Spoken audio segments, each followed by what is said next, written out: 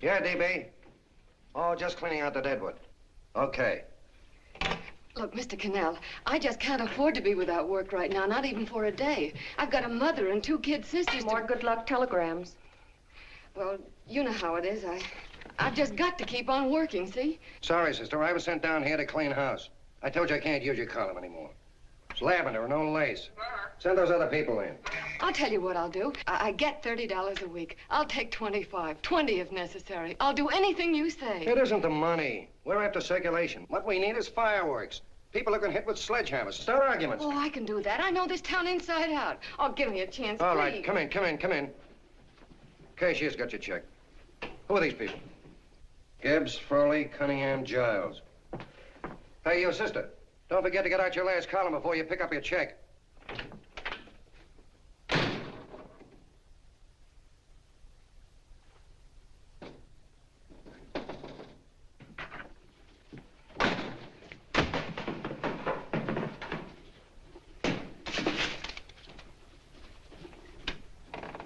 You're a couple of sticks shy in your column, man. Big rich slob like D.B. Norton buys a paper and 40 heads are chopped off.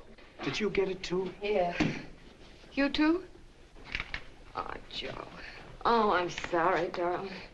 Why don't we tear the building down? Before you do, Ann, perhaps you'd better finish this column. Yeah, lavender and old lace. Wait, Joe. Wait. Wants fireworks, huh? Okay.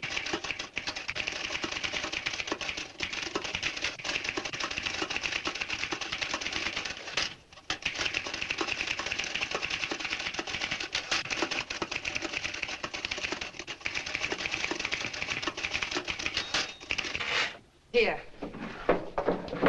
Below is a letter which reached my desk this morning. It's a commentary on what we laughingly call the civilized world. Dear Miss Mitchell, 4 years ago, I was fired out of my job. Since then, I haven't been able to get another one.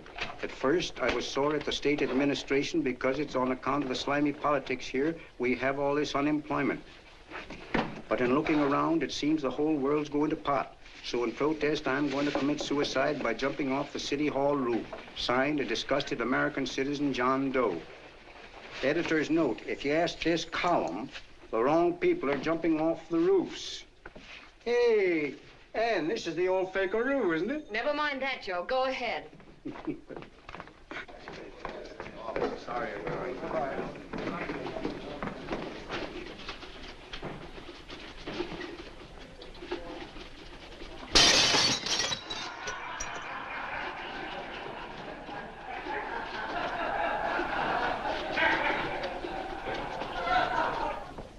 And it's because of the slimy politics that we have all this unemployment here.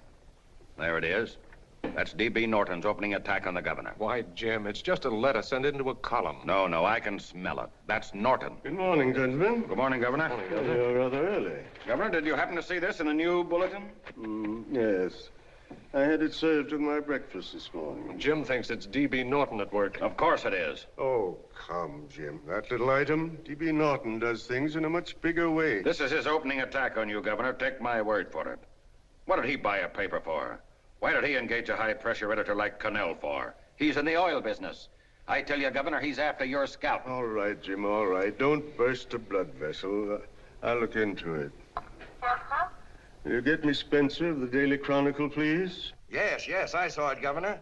And if you ask me, that's a phony letter. Why, that gagger's got whiskers on it. Okay, I'll get the mayor and maybe the Chamber of Commerce to go after them. Get Mayor Lovett on the phone. Sorry, the mayor's busy on the other phone.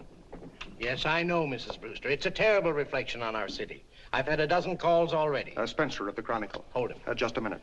Yes, Mrs. Brewster. I'm listening. I insist that this John Doe man be found and given a job at once. Now, if something isn't done about it, I'll call out the whole auxiliary. Yes, and the junior auxiliary, too. We'll hold a meeting and see that it is. Yes, Spencer? Who? The governor?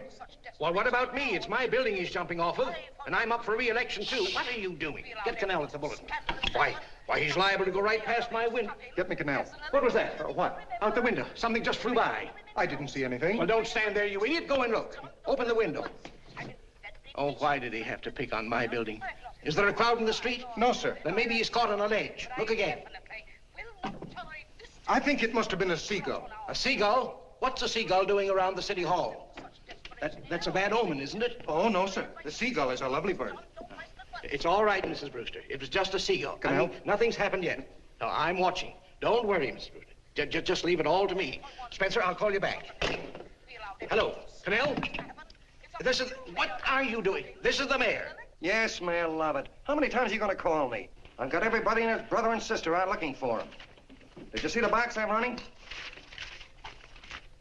An appeal to John Doe. Think it over, John. Life can be beautiful, says Mayor. If you need a job, apply to the editor of this paper, and so forth and so forth. Okay, Mayor, I'll let you know as soon as I have something. What? Well, pull down the blinds. Went up to Miss Mitchell's house, boss. Boy, she's in a bad way. Where is she? Hey, do you know something? She supports a mother and 2 kids. What do you know about that? Did you find her? No. Her mother's awful worried about her. When she left the house, she said she was going on a roaring drunk. The girl, I mean. Go out and find her. Sure. Hey, but the biggest thing I didn't tell you, her old man's Doc Mitchell. You know the doctor Yeah. saved my mother's life and wouldn't take any money for it? You remember that. Okay, boss, I'll go and look for her. Holy smokes, Commissioner, you've had 24 hours. Okay, Hawkshaw, grab a pencil. Here it is again. About 5'5", brown eyes, light chestnut hair, and as fine a pair of legs as ever walked into this office. Did you want to see me? No. I've had the whole Army and Navy out searching for you because that's a game we play here every day. I remember distinctly being fired. That's right. But you have a piece of property that still belongs to this newspaper, and I'd like to have it. What's that? The letter. What letter? The letter from John Doe. Oh, The whole town's in an uproar. We've got to find him, and the letter's the only clue. there is no letter. We'll get a handwriting expert to... What? There is no letter. Say that again. There's no letter. I made it up. You made it up. Mm-hmm. You said you wanted fireworks. Don't you know there are 9 jobs waiting for this guy? 22 families want to board him free. 5 women want to marry him, and the mayor's practically ready to adopt him, and you... Just call the morgue, boss. He said there's a girl there. Shut up. Ann, say, why didn't you... Beanie. Only one thing to do, Hank. Drop the whole business quickly. How? Run a story. Say John Doe was in here and is sorry he wrote the letter and... That's right. They've got it, sure. He came in here, and I made him change his mind. Bulletin editor saves John Doe's life. Why, it's perfect. I'll have Ned write it up. Oh, Ned, I got a story I want you to... Wait a minute. Listen, you great, big, wonderful genius of a newspaper man. You came down here to shoot some life into this dying paper, didn't you? Well, the whole town's curious about John Doe, and boom, just like that, you're going to bury him. There's enough circulation in that man to start a shortage in the ink market. In what, man? John Doe. What John Doe? John Doe, the one I made up. Look, genius, now look. Suppose there was a John Doe and he walked into this office. What would you do? Find him a job and forget about the whole business, I suppose, huh? Not me. I'd make a deal with him. A deal? Sure, when you get hold of a stunt that sells papers, you don't drop it like a hot potato. Well, this is good for at least a couple of months. You know what I'd do? Between now and, let's say, Christmas when he's gonna jump, I'd run a daily on. Starting with his boyhood, his schooling, his first job. A wide-eyed youngster facing a chaotic world. The problem of the average man, of all the John Does in the world. Now, then comes the drama. He meets discouragement. He finds the world his feet of clay. His ideals crumble, so what does he do? He decides to commit suicide and protest against the state of civilization. He thinks of the river, but no, he has a better idea. The city hall. Why? Because he wants to attract attention. He wants to get a few things off his chest, and that's the only way he can get himself heard. So? So he writes me a letter, and I dig him up. He pours out his soul to me. And from now on, we quote, I protest by John Doe. He protests against all the evils in the world. The greed, the lust, the hate, the fear. All of man's inhumanity to man. Arguments will start. Should he commit suicide or should he not? People will write in pleading with him. But no, sir. John Doe will remain adamant. On Christmas Eve, hot or cold, he goes. See? Very pretty. Very pretty indeed, Miss Mitchell. But would you mind telling me who goes on Christmas Eve? John Doe. What John Doe? The one we hire for the job, you lunkhead.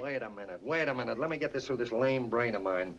Are you suggesting we go out and hire someone to say he's going to commit suicide on Christmas Eve? Is that it? Well, you're catching on. Who, for instance? Anybody. Beanie'll do. Why, sure. Who, me? Jump off a... Oh, no, any time at Christmas. I'm superstitious.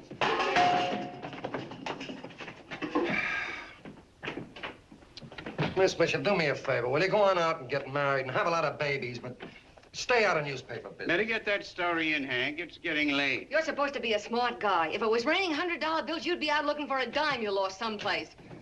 Holy smokes, wasting my time listening to this mad woman. Look, Chief, look at the Chronicle. It's running on John Doe. They say it's a fake. Why the no good the John Doe story amateur journalism. It's palpably phony. It's a wonder anyone is taking it serious. What do you think of those guys? That's fine. That's fine. Now fall right into their laps. Go ahead. Say John Doe walked in and called the whole thing off. You know what that's going to sound like on top of this. That's all, Ned. Thank you. All right.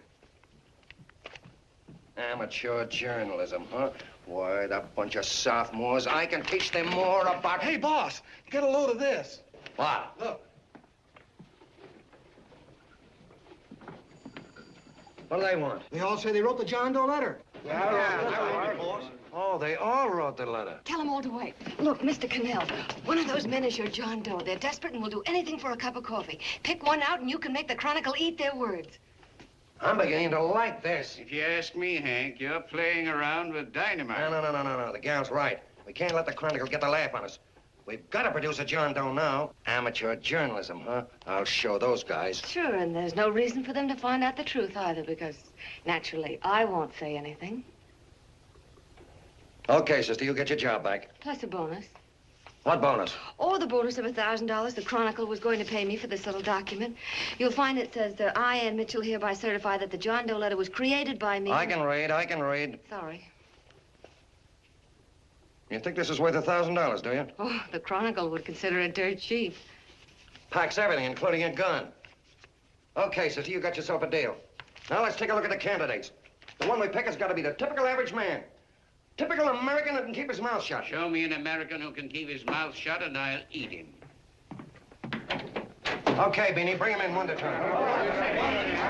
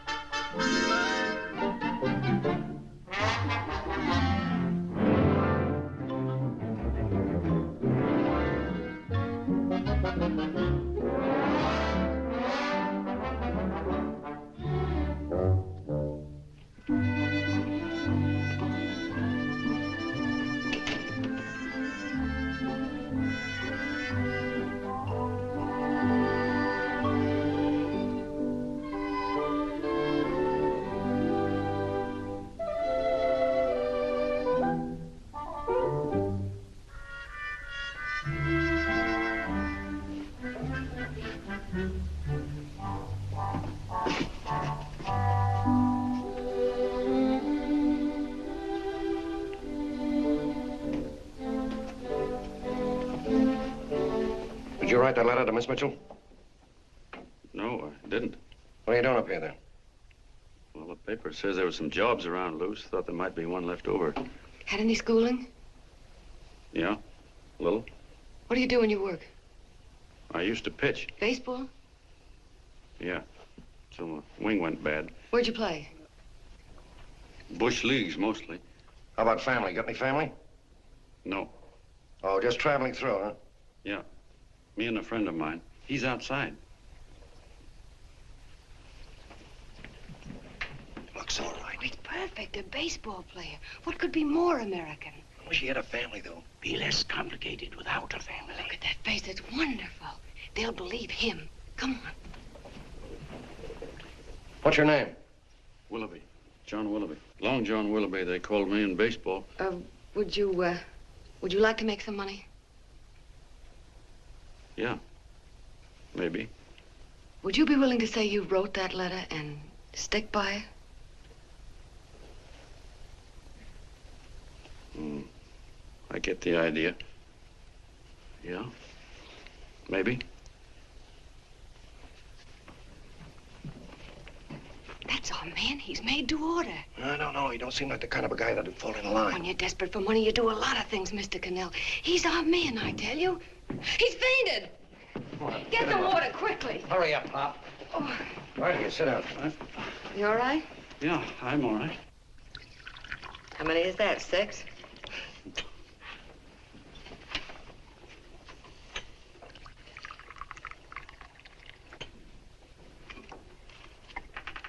Pretty hungry, weren't you?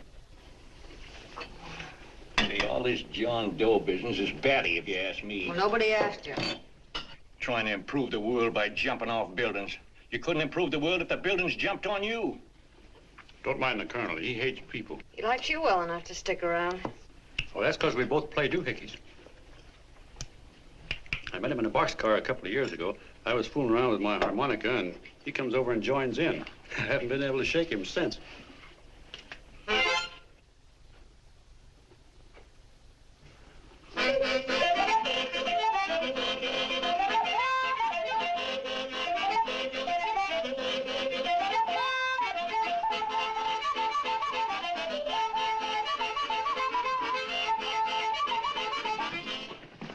Boys, here he is. No, you can't take pictures of him like that, eating a sandwich and with a beard. But he's going to jump off a building. Yes, but not because he's out of a job. That's not news. This man's going to jump as a matter of principle. Well, maybe you're right. We'll clean him up and put him in a hotel room under bodyguards. We'll make a mystery out of him. Did you speak to Mr. Norton? Thinks it's terrific. Says for us to go the limit. Wants us to build a bonfire under every big shot in the state. Oh, swell. Is that the contract? Yeah. What's he doing here? Friend of his. They play duets together. Duets? But can we trust him? Oh. I trust him. Oh, you trusted me. Well, that's fine. I suppose he trusts you, too. Oh, stop worrying. He's all right. Okay, but we don't want more than a couple of hundred people in on this thing. Now, the first thing I want is an exact copy of the John Doe letter in your own handwriting. I've got it already. Here. No, that's fine. Now, I want you to sign this agreement. It gives us an exclusive story under your name, day by day, from now until Christmas. On December 26th, you get one railroad ticket out of town. And the bulletin agrees to pay to have your lawn fixed. That's what you want, isn't it? Yeah, but it's got to be by Bonesetter Brown. Okay, Bonesetter Brown goes. Here, sign it. Meanwhile, here's $50 of spending money. That's fine. Beanie? Yes, boss. Take charge of him. Get him a suite at the Imperial and hire some bodyguards. Yeah, and some new clothes, Beanie. You think we better have him to louse? Yeah. Both of them? Yes, both of them, but don't let them out of your sight. Hey, Beanie, gray suit, huh? Yeah. Okay, fellas.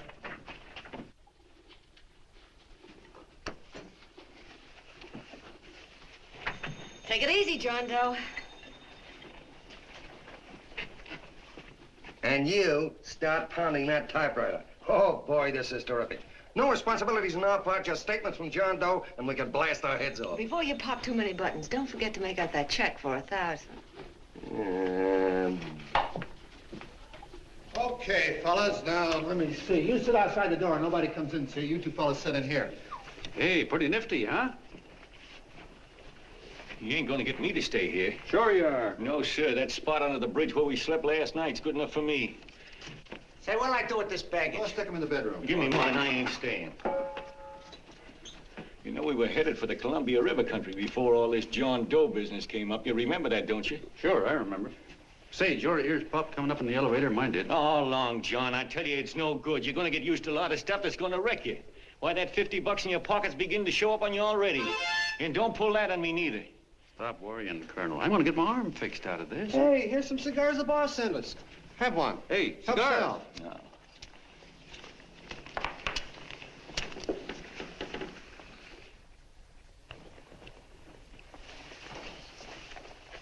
Say, I'll bet you even the major leaguers don't rate an outfit like this. Here, make yourself comfortable. Paper? I don't read no papers, and I don't listen to radios either. I know the world's been shaped by a drunken barber, and I don't have to read it. I've seen guys like you go under before. Guys that never had a worry. Then they got a hold of some dough and went goofy. The first thing that happens to a guy... Get a load of the bedroom. No. The first thing that happens to a guy like that, he starts wanting to go into restaurants and sit down at a table and eat salads and cupcakes and tea. Boy, what that kind of food does to your system.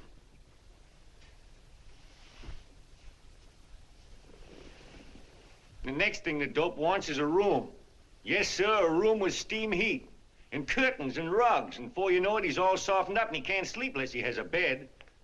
Hey, stop worrying, Colonel. $50 ain't gonna ruin me. I've seen plenty of fellas start out with $50 and wind up with a bank account. Hey, what's the matter with the bank account anyway? And let me tell you, Long John, when you become a guy with a bank account, they got you.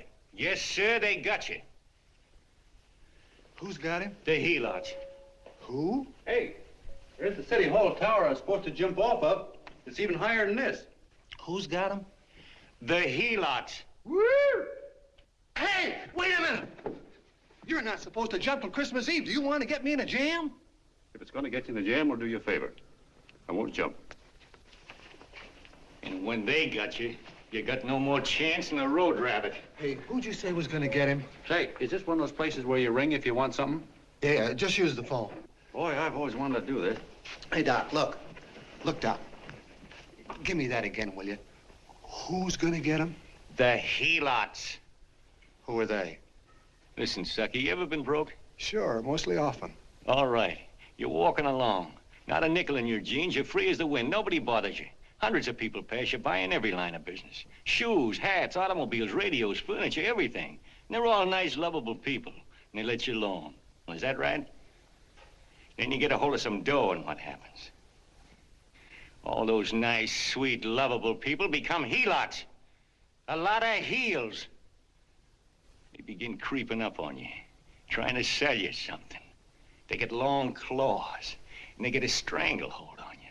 And you squirm, and you duck, and you holler, and you try to push them away, but you haven't got a chance. They got you. First thing you know, you own things. A car, for instance. Now your whole life is messed up with a lot more stuff. You get license fees, and number plates, and gas, and oil, and taxes, and insurance, and identification cards, and letters, and bills, and flat tires, and dents, and traffic tickets, and motorcycle cops, and courtrooms, and lawyers, and fines, and 1,000,001 other things. And what happens? You're not the free and happy guy you used to be. You gotta have money to pay for all those things. So you go after what the other fellas got. And there you are. You're a helot yourself.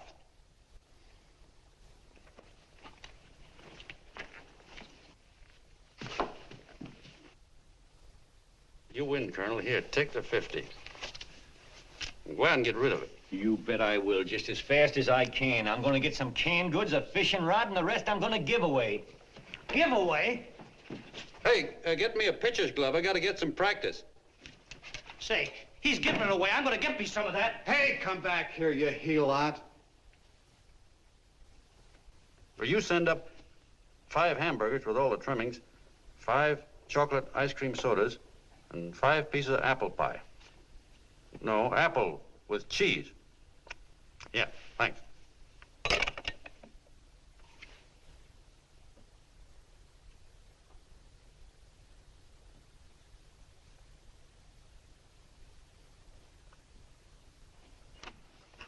Hello there. Well, well. If it isn't the man about town. All set, Miss Anne. Oh, yes. Let's go. Let's see, we want some action in these pictures. Action? That's good. No. This man's going to jump off a roof. Oh. Here, wait a minute. Let me comb your hair. Sit down. There, that's better.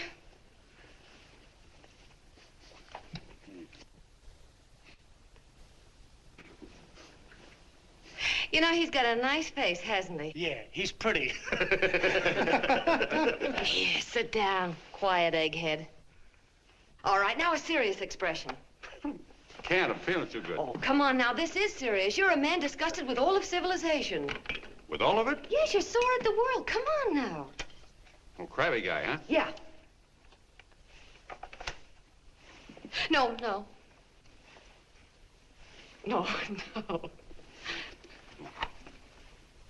No, look. You don't have to smell the world. Well, all those guys in the picture Never mind those guys. All right, stand up. Now, let's see what you look like when you protest. Against what? Against anything, just protest. You got me. Oh, look, I'm the umpire, and you just cut the heart of the plate with your fast one, and I called it a ball. What would you do? Oh, you did, huh? Yeah. Why can't you call him right, you boneheaded... Grab it, Eddie, grab it!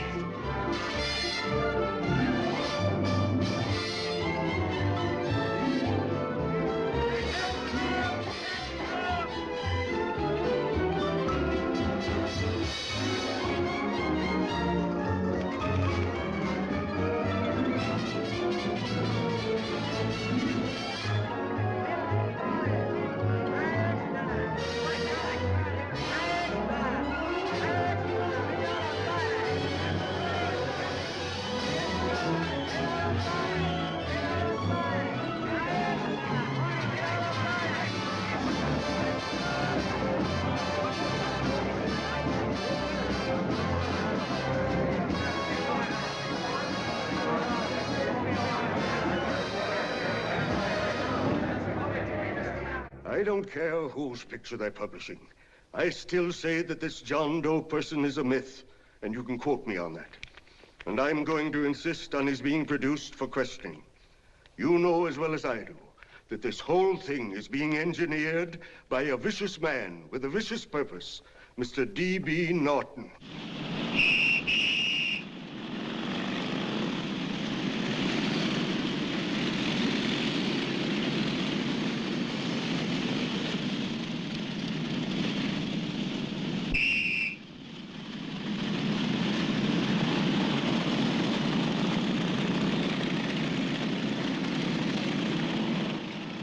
And Miss Mitchell are at the house, sir. Oh, they are?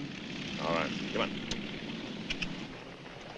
Personally, I think it's just plain stupidity to drop it. Now, you should see his fan mail, thousands. Why, it's going over like a house afire. What are you afraid of, Canal? It's doubled our circulation. Yeah, but it's got everybody sore. Ads are being pulled. The governor's starting a libel suit. What's more, they all know John Doe's a phony, and they insist on seeing Well, what about it? Let them see him. We'll go on one better. They can also hear him. You own a radio station, Mr. Norton. Why not put him on the air? Watch out for this damn DB. She'll drive you batty. Oh, Look, what? we can't let him get to this Bush League pitcher and start popping him. Good night. Now, tell him what that screwball might do. I walk in yesterday, here he is, standing on a table with a fishing pole, fly casting. Take my advice and get him out of town before this thing explodes in our faces. If you do, Mr. Norton, you're just as much of a dumb cluck as he is. Excuse me. No, you got yourself a meal ticket and you hate to Sure, let it's go. a meal ticket for me, I admit it, but it's also a windfall for somebody like Mr. Norton who's trying to crash national politics. That's what you bought the newspaper for, isn't it? You want to reach a lot of people, don't you? Well, put John Doe in the air and you can reach 130 million of them. He can say anything he wants and they'll listen to him. All right, we'll forget the governor and the mayor and all the small fry like that. This can arouse national interest. If he made a hit around here, he can do it every place else in the country. And you'll be pulling the strings, Mr. Norton. Go down to the office and arrange for some radio time. What, DB, you're not going to I want it as soon as possible. Okay. I just came in to get warm myself. Come on, let's go. Don't you go. I want to talk to you.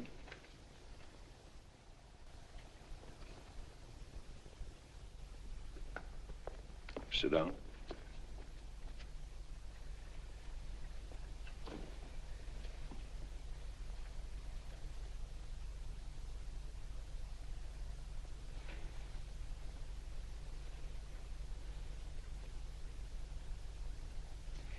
Hey, this John Doe idea was yours, huh?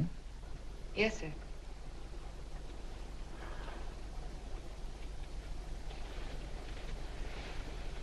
How much money do you get? $30. $30. Well, what are you after? I mean, what do you want? A journalistic career? Money. Money? Well, I'm glad to hear somebody admit it. Do you suppose you could write a radio speech that would put that fellow over? Oh, I'm sure I can. Do it, and I'll give you $100 a week. $100? That's only the beginning. You play your cards right, and you'll never have to worry about money again. Oh, I know it. Hello. Hello. Whenever there's a pretty woman around. This is my nephew, Ted Sheldon, Miss Mitchell. How do you do? How do you do? All right, Casanova, I'll give you a break. See that Miss Mitchell gets a car to take her home. Always reading my mind, aren't you? Thank you very much for everything. And Miss Mitchell, I think from now on you'd better work directly with me. Yes, sir.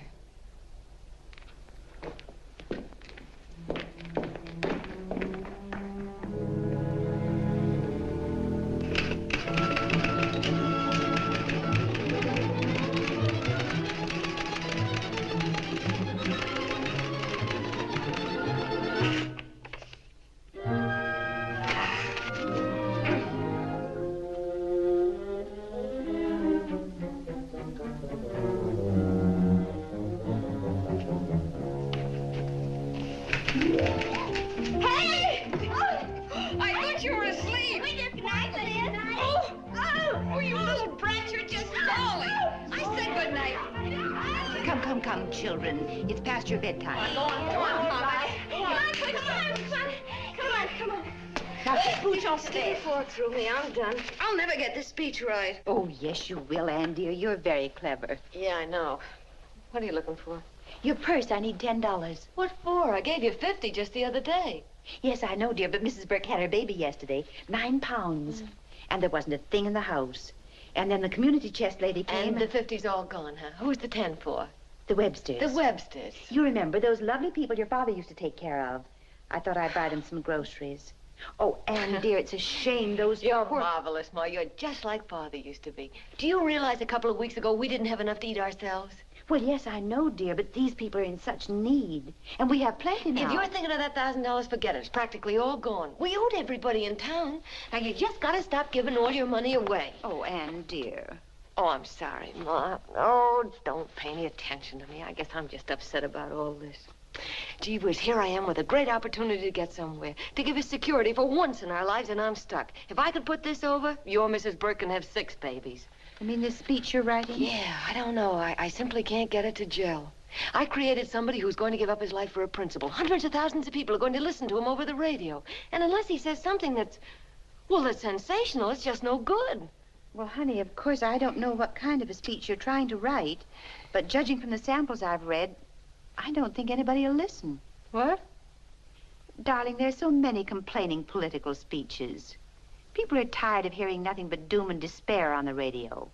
If you're going to have him say anything, why don't you let him say something simple and real, something with hope in it? If your father were alive, he'd know what to say. Oh, yeah. Father certainly would. Wait a minute.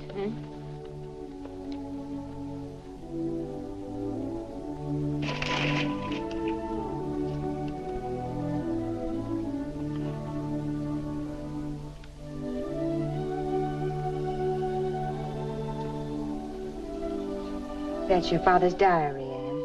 Father's... I never knew he had a diary. There's enough in it for 100 speeches. Things people ought to hear nowadays. You'll be careful of it, won't you, dear? It's always helped to keep your father alive for me. You bet I will, Ma. Wait a minute. John Doe don't want to sign no autographs. Well, what does he do all day? What does he do all day? He's writing out his memories. Sorry, lady, you can't see Mr. Doe. He wants to be alone. No, he just sits around all day and commutes with himself.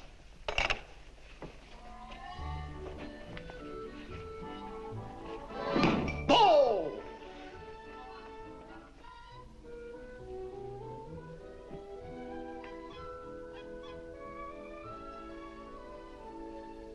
I don't know how you're going to stand it around here till after Christmas. I'll bet you ain't heard a train whistle in 2 weeks.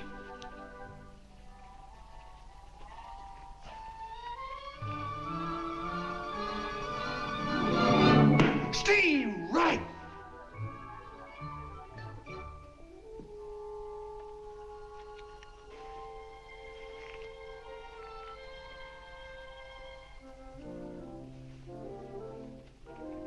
I know why you're hanging around.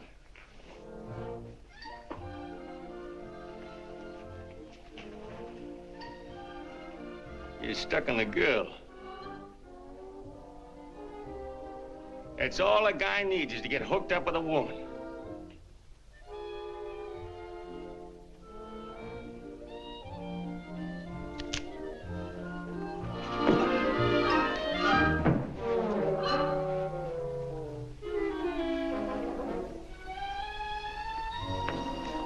What was that, a single? First baseman dropped the ball. Butterfingers. Tough luck, pal.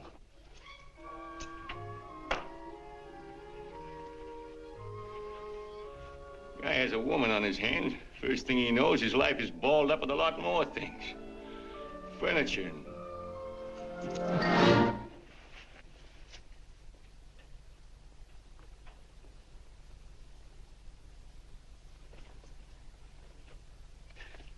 Did you get him?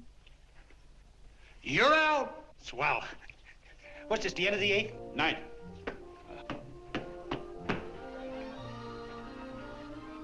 Hey, Beanie, there's a couple of mugs from the Chronicle snooping around out here. Ah. Come on, Angel Face. Gangway. What's the score, Angel Face? 3-2, our favor. Gee, that's great.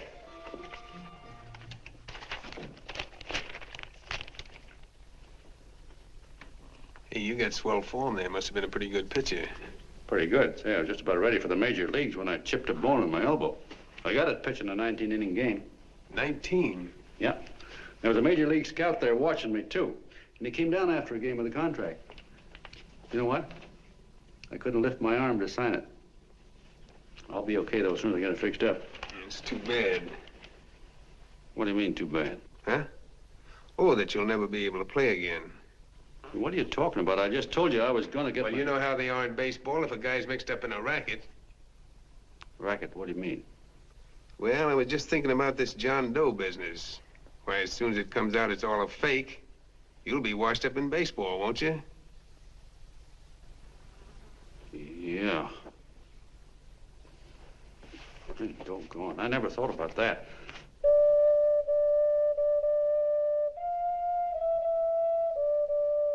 Gosh. And another thing, what about all the kids in the country? The kids that idolize ball players. What are they gonna think about you? Yeah. Hey, Colonel. Did you hear that? I gotta figure some way out of this thing. The elevators are still running. I know one way you can do it. How? Well, when you get up there on the radio, all you have to do is to say the whole thing's a frame-up. Make you a hero sure as you're born. Yeah, but how am I gonna get my arm fixed? Well, that's a cinch. I know somebody that'll give you $5,000 just to get up on the radio and tell the truth. $5,000? Yeah, $5,000, and he gets it right away. You don't have to wait till Christmas. Look out, Long John. They're closing in on you. Say, who's putting up this dough? Fellow runs the Chronicle. Here's the speech you make, and it's all written out for you. $5,000. Holy mackerel, I can see the helots coming, the whole army of them. It's on the level.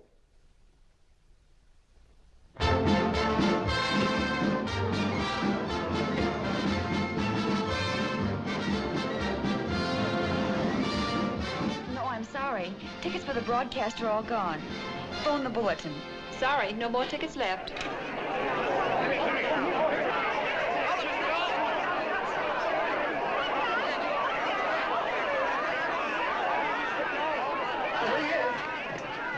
Hello, John. All set for the big night? Swell. Turn around. One moment. Now stand still. Hold it, Mr. Doe. Hold it. A big smile, Mr. Doe. That's right. Okay, Jeannie, that's All right, all. Take stand him out.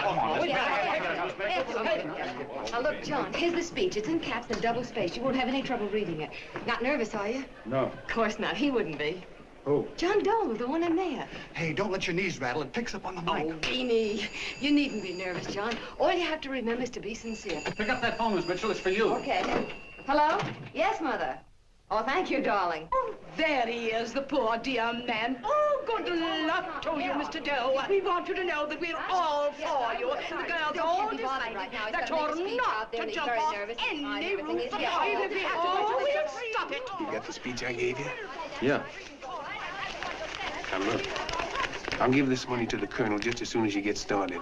We'll have a car waiting at the side entrance for you. Okay. How'd you get in here? Huh? Oh, I just came in to wish him luck. Come on, out. Mother says good luck, too. John, when you read that speech, please believe every word of it. He's turned out to be a wonderful person, John. Who? John Doe, the one in the speech. Oh. You know something? I've actually fallen in love with him. All right, there he is, sister. Now, come on, plenty of both. What's the idea? No, that's too much. That's not so much. Come on, that's it. Oh, this is no time for cheap publicity, Mr. Cannell. Listen, if that guy lays an egg, I want to get something out of it.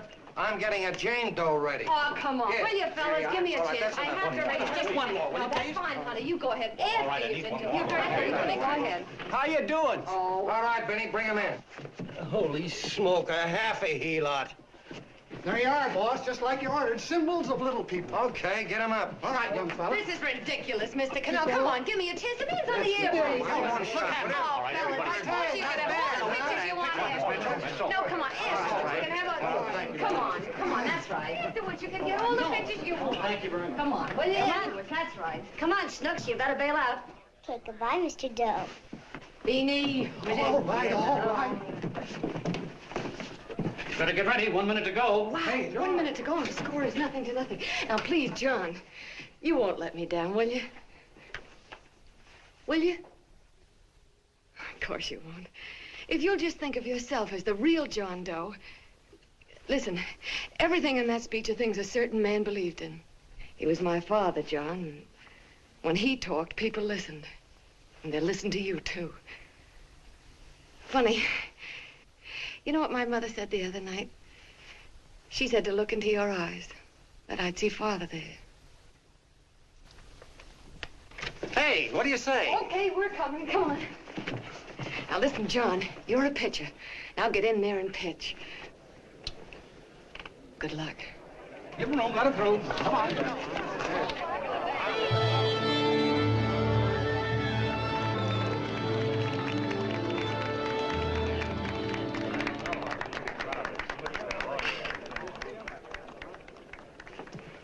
Hey, let's get out of here. There's the door right there. Hey, what are you doing here? That's what I'd like to know. Come on, out. Hey, he's a friend of mine. Never mind, let him alone. He's all right. I'll be right over there pulling for you. No, John, over here.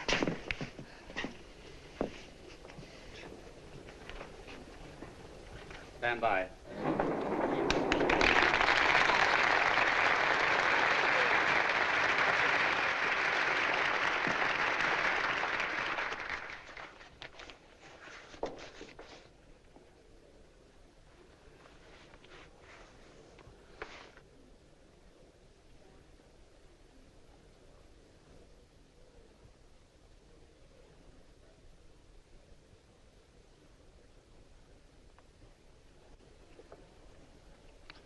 Phone the Chronicle. Tell them to start getting those extras out.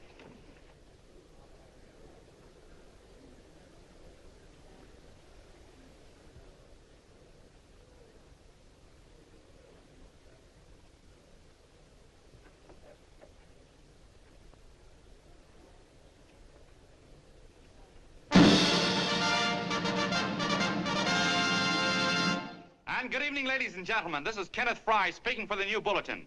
Tonight we give you something entirely new and different. Standing beside me is the young man who has declared publicly that on Christmas Eve he intends to commit suicide, giving as his reason, quote, "I protest against the state of civilization," end quote. Ladies and gentlemen, the new bulletin takes pleasure in presenting the man who is fast becoming the most talked of person in the whole country, John Doe.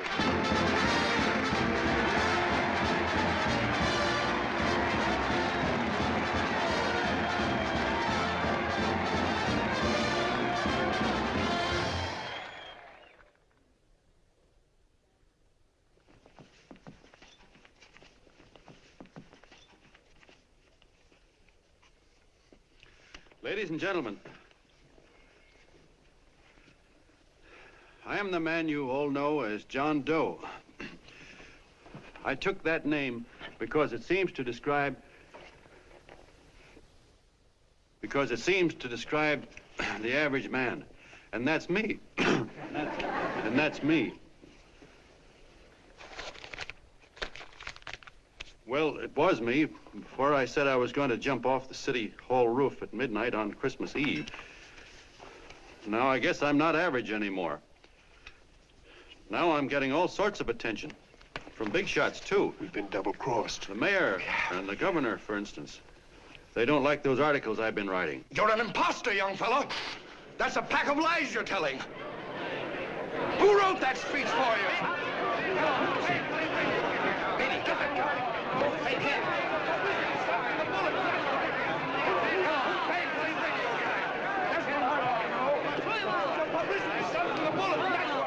Spencer. Ladies and gentlemen, the disturbance you just heard was caused by someone in the audience who tried to heckle Mr. Doe. The speech will continue.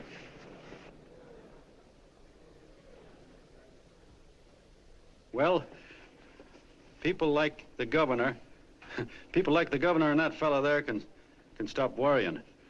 I'm not going to talk about them. I'm going to talk about us, the average guys, the John Does. If anybody should ask you what the average John Doe is like, you couldn't tell him because he's a million and one things. He's Mr. Big and Mr. Small. He's simple and he's wise. He's inherently honest, but he's got a streak of larceny in his heart. He seldom walks up to a public telephone without shoving his finger into the slot to see if somebody left a nickel there.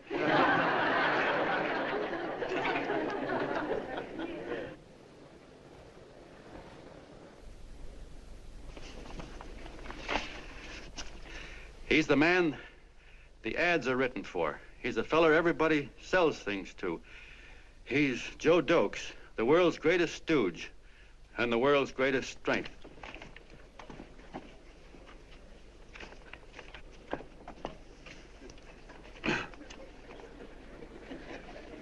Yes, sir. Yes, sir, we're a great family, the John Does. We are the meek who are supposed to inherit the earth. You'll find us everywhere. We raise the crops, we dig the mines, work the factories, keep the books, fly the planes, and drive the buses. And when a cop yells, "Stand back there, you," he means us, the John Does. Well, what kind of a speech is that? Didn't you read it? We've existed since time began. We built the pyramids. We saw Christ crucified, pulled the oars for Roman emperors, sailed the boats for Columbus, retreated from Moscow with Napoleon, and froze with Washington at Valley Forge. Yes, sir. We've been in there dodging left hooks since before history began to walk. In our struggle for freedom, we've hit the canvas many a time, but we always bounce back because we're the people, and we're tough.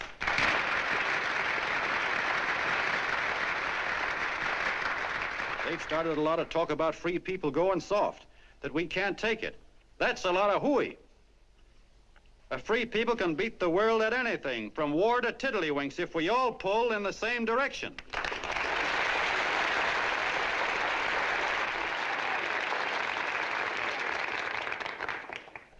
I know a lot of you are saying, "What can I do? I'm just a little punk. I don't count." Well, you're dead wrong. The little punks have always counted, because in the long run, the character of a country is the sum total of the character of its little punks.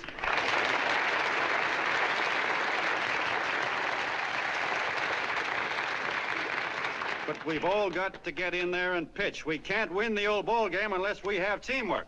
And that's where every John Doe comes in. It's up to him to get together with his teammate.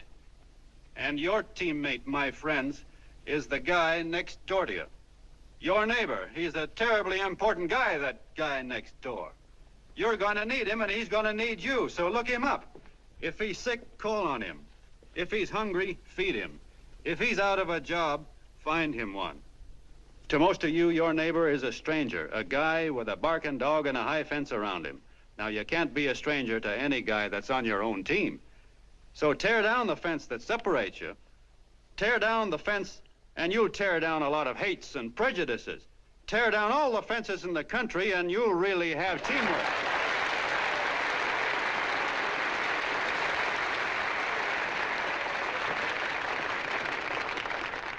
I know a lot of you are saying to yourselves, "He's asking for a miracle to happen. He's expecting people to change all of a sudden." Well, you're wrong. It's no miracle. It's no miracle because I see it happen once every year, and so do you, at Christmas time. There's something swell about the spirit of Christmas, to see what it does to people, all kinds of people. Now, why can't that spirit, that same warm Christmas spirit, last the whole year round? Gosh, if it ever did, if each and every John Doe would make that spirit last 365 days out of the year, we'd develop such a strength, we'd create such a tidal wave of goodwill that no human force could stand against it. Yes, sir, my friends, the meek can only inherit the earth when the John Does start loving their neighbors. You better start right now. Don't wait till the game is called on account of darkness. Wake up, John Doe. You're the hope of the world.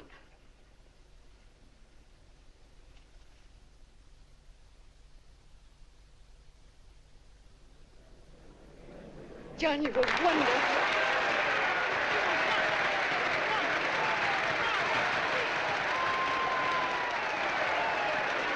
Let's get out of here. Now you're talking.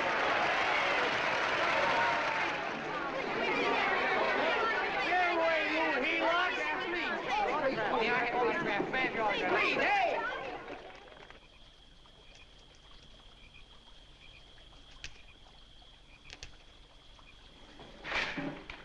I knew you'd wake up sooner or later. Boy, am I glad we got out of that mess. I had the $5,000 sewed up. Could have been on my way to old Doc Brown. You're a pitcher, John, she says. Now, go in there and pitch. What a sucker. Yeah, she's a heel-out just like the rest of them. It's lucky you got away from her. What was I doing up there making a speech anyway? Me, huh? Geez, the more I think about it, the more I could... Tear down all the fences. Why, if you tore one picket off of your neighbor's fence, he'd sue you. $5,000 had it right in my hand. What do you mean he ran away? Well, go after him, find him. That man is terrific.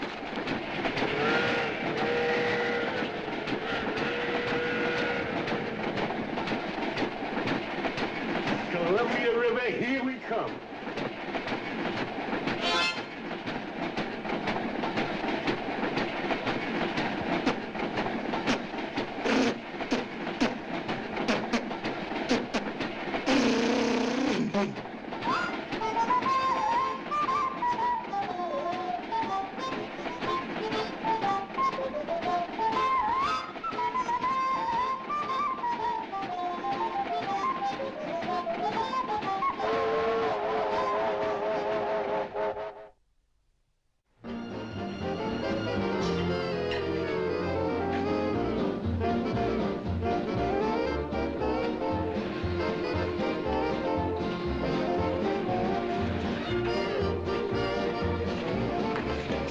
Jitterbugs. Yeah. Say, how much money we got left? 4 bits. Better make it donuts, huh? Yeah.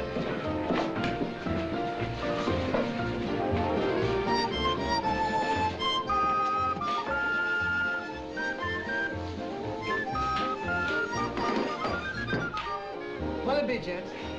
Have you got a couple of steaks about that big and about that thick?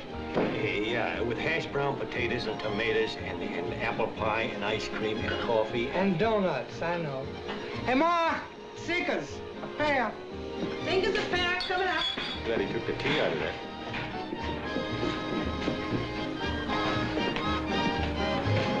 Hey, look. Join the John Doe Club. John Doe Club.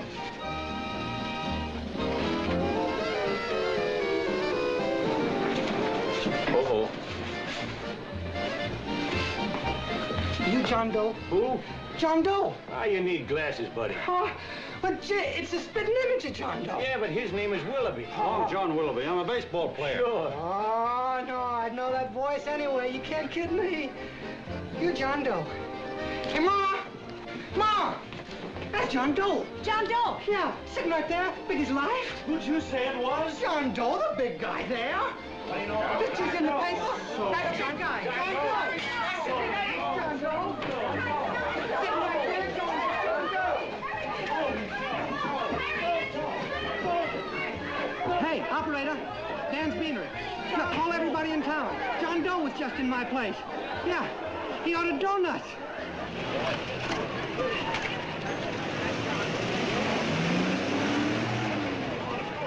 John Doe. See John Doe.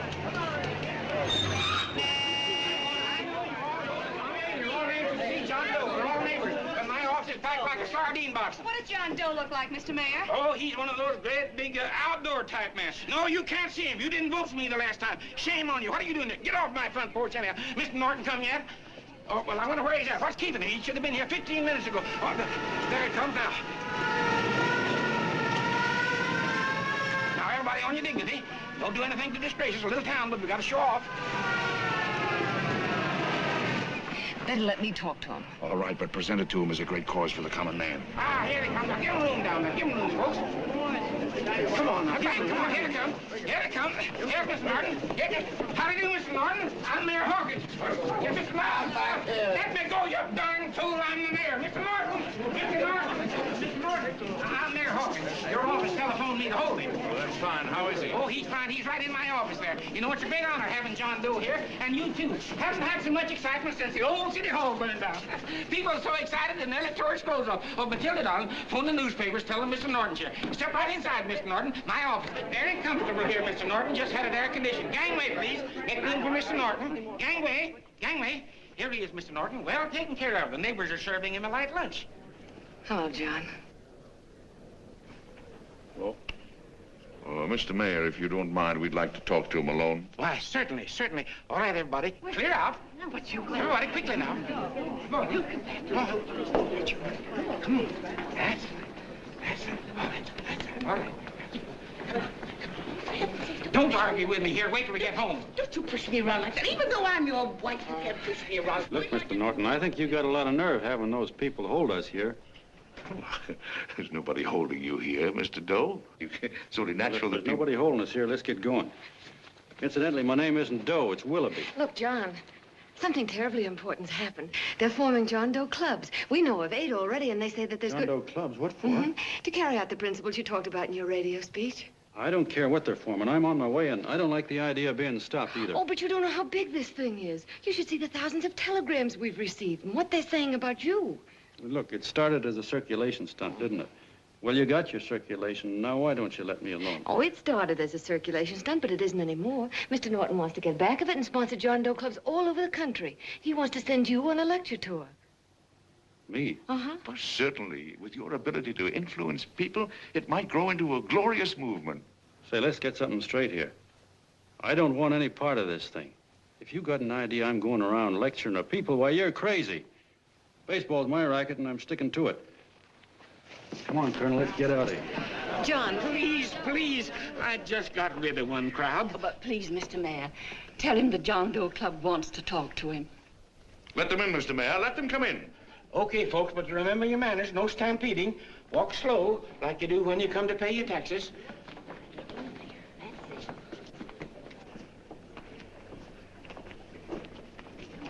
Okay. All right, give me a chance. Come right in. My name's Bert Hansen, Mr. Doe. I'm the head soda jerker at Schwabacker's drugstore. Well, sir, you see, me and my wife, we heard your broadcast, and we got quite a bang out of it, especially my wife. Kept me up half the night saying, that man's right, honey. The trouble with the world is nobody gives a hoot about his neighbor. That's why everybody in town's sore and cranky at each other.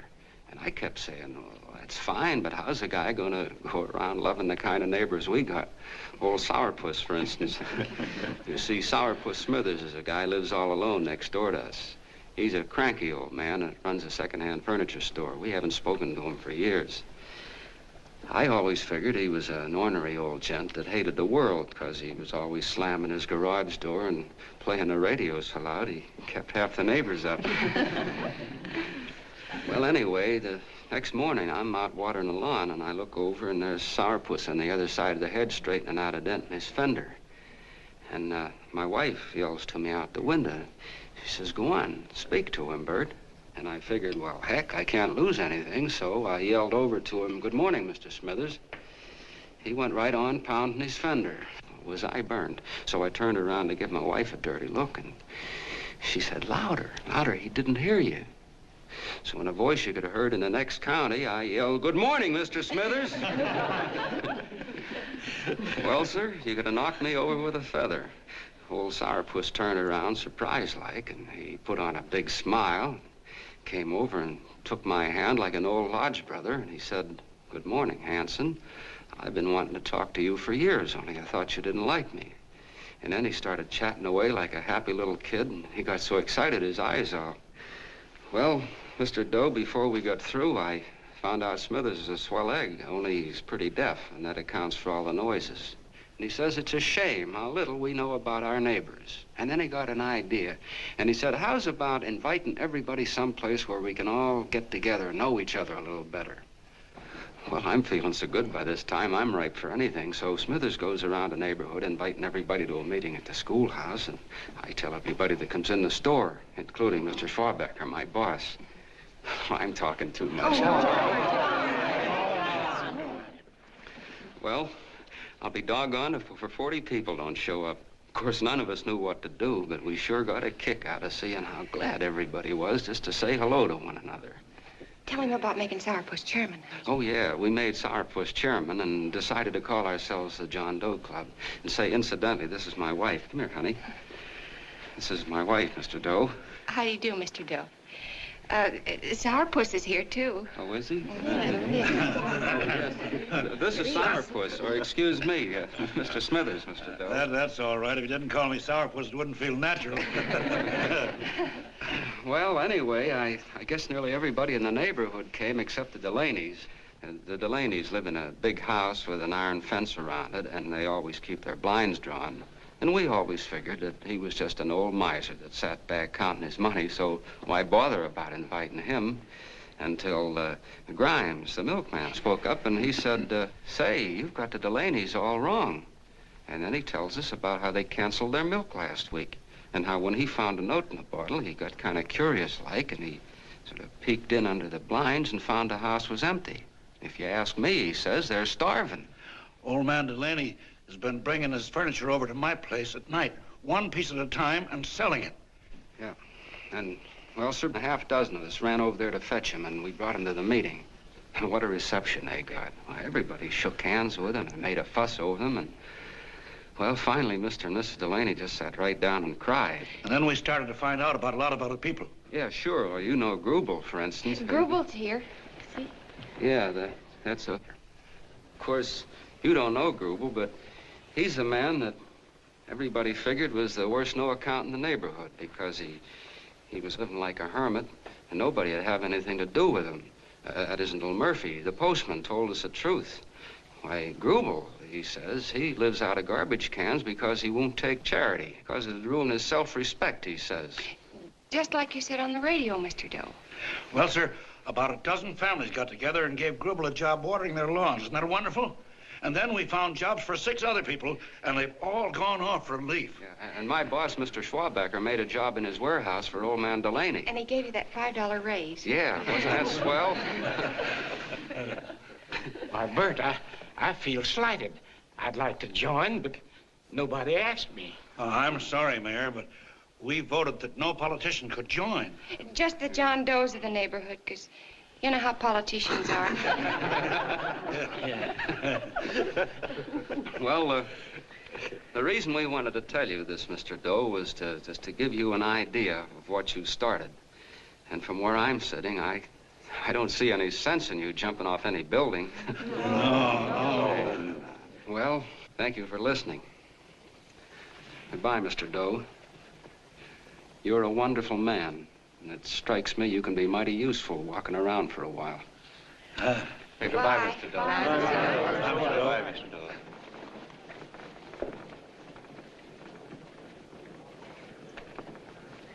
I'm Mrs. Delaney, Mr. Doe. And God bless you, my boy.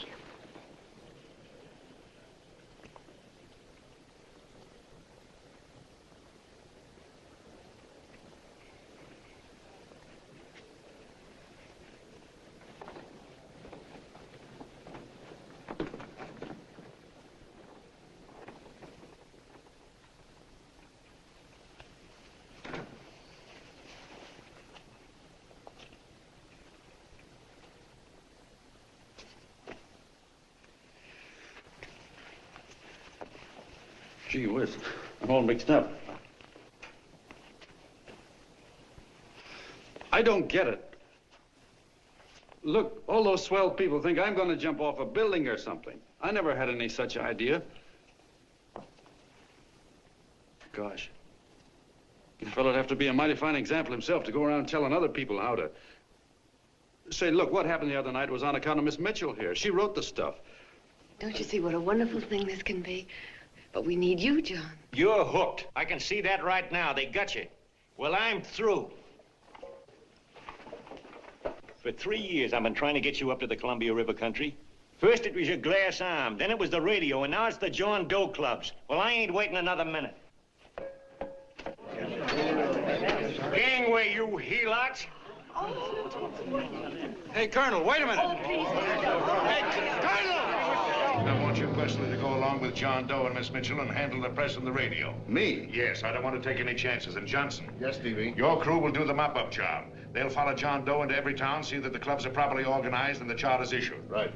There are only 8 flags up there now. I want to see that map covered before we get through.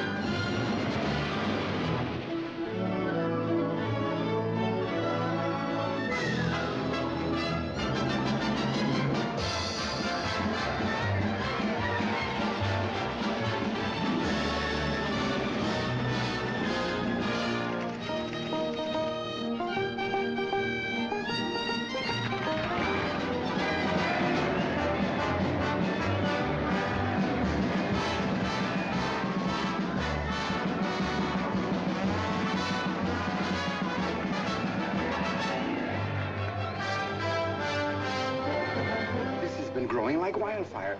If they made demands, I'd understand it. But the John Does ask for nothing. People are going off relief. If this keeps up, I'll be out of a job. As soon as it gets strong enough, we'll find out what John Doe wants. 30 every Thursday, 60 at 60. Who knows what? I'm sorry, boss. They just won't let anybody talk politics to them. It's crazy. We've got to get to them. They represent millions of voters.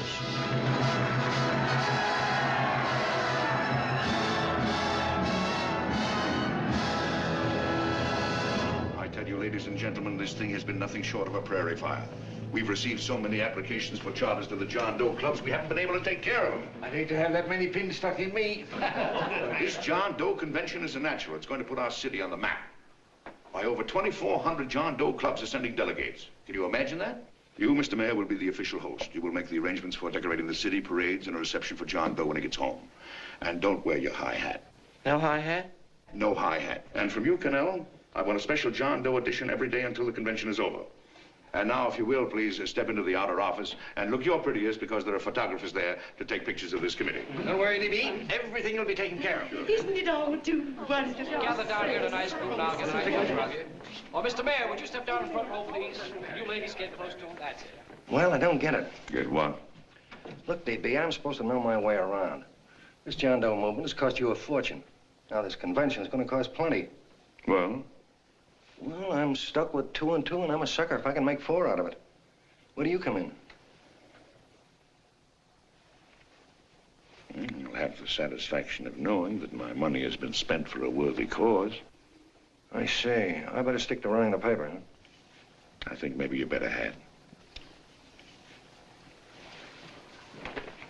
And Cannell, I'd like to have the John Doe contract, all the receipts for the money we advanced him with the letter Miss Mitchell wrote, for which I gave her $1,000. Yes, sure. Well, we leave for the airport. Half an hour. Is that Johnny boy's room? Better hustle him up. He'll be ready on time. He's packing. Ah, good. Did you see his picture on the cover of Time? Yeah. I gotta give you credit, Annie girl. I've handled a good many big promotions in my time. Everything from a World's Fair to a channel swimmer. But this one has certainly got me spinning. And now a John Doe convention. Wow. Say, if you could only get him to jump off the City Hall roof on Christmas Eve, I'd guarantee you 500,000 people there. Charlie. Hmm? What do you make of him? Oh, Johnny boy? Well, I don't know what angle you want, but I'll give it to you quick. Number 1, he's got great yokel appeal, but he's a nice guy. Number 2, he's beginning to believe he really wrote that original suicide letter that you made up. Number 3, he thinks that you're Joan of Arc or something. Yeah, I know. Number 4, well, you know what number 4 is. He's nuts about you. Yeah, it's running out of his ears. You left out number 5. We're all heels, me especially. Holy smoke. Come in.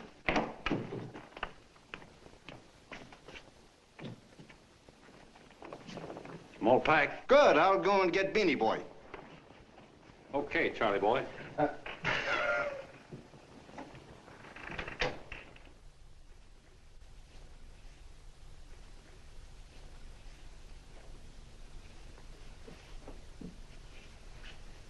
Can I help you pack? No, thank you.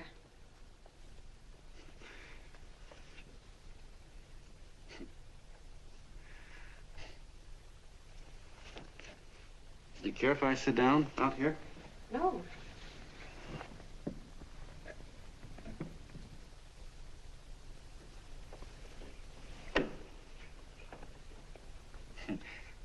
You know, I had a crazy dream last night. It was about you. About me? Yeah, sure was crazy. I dreamt I was your father.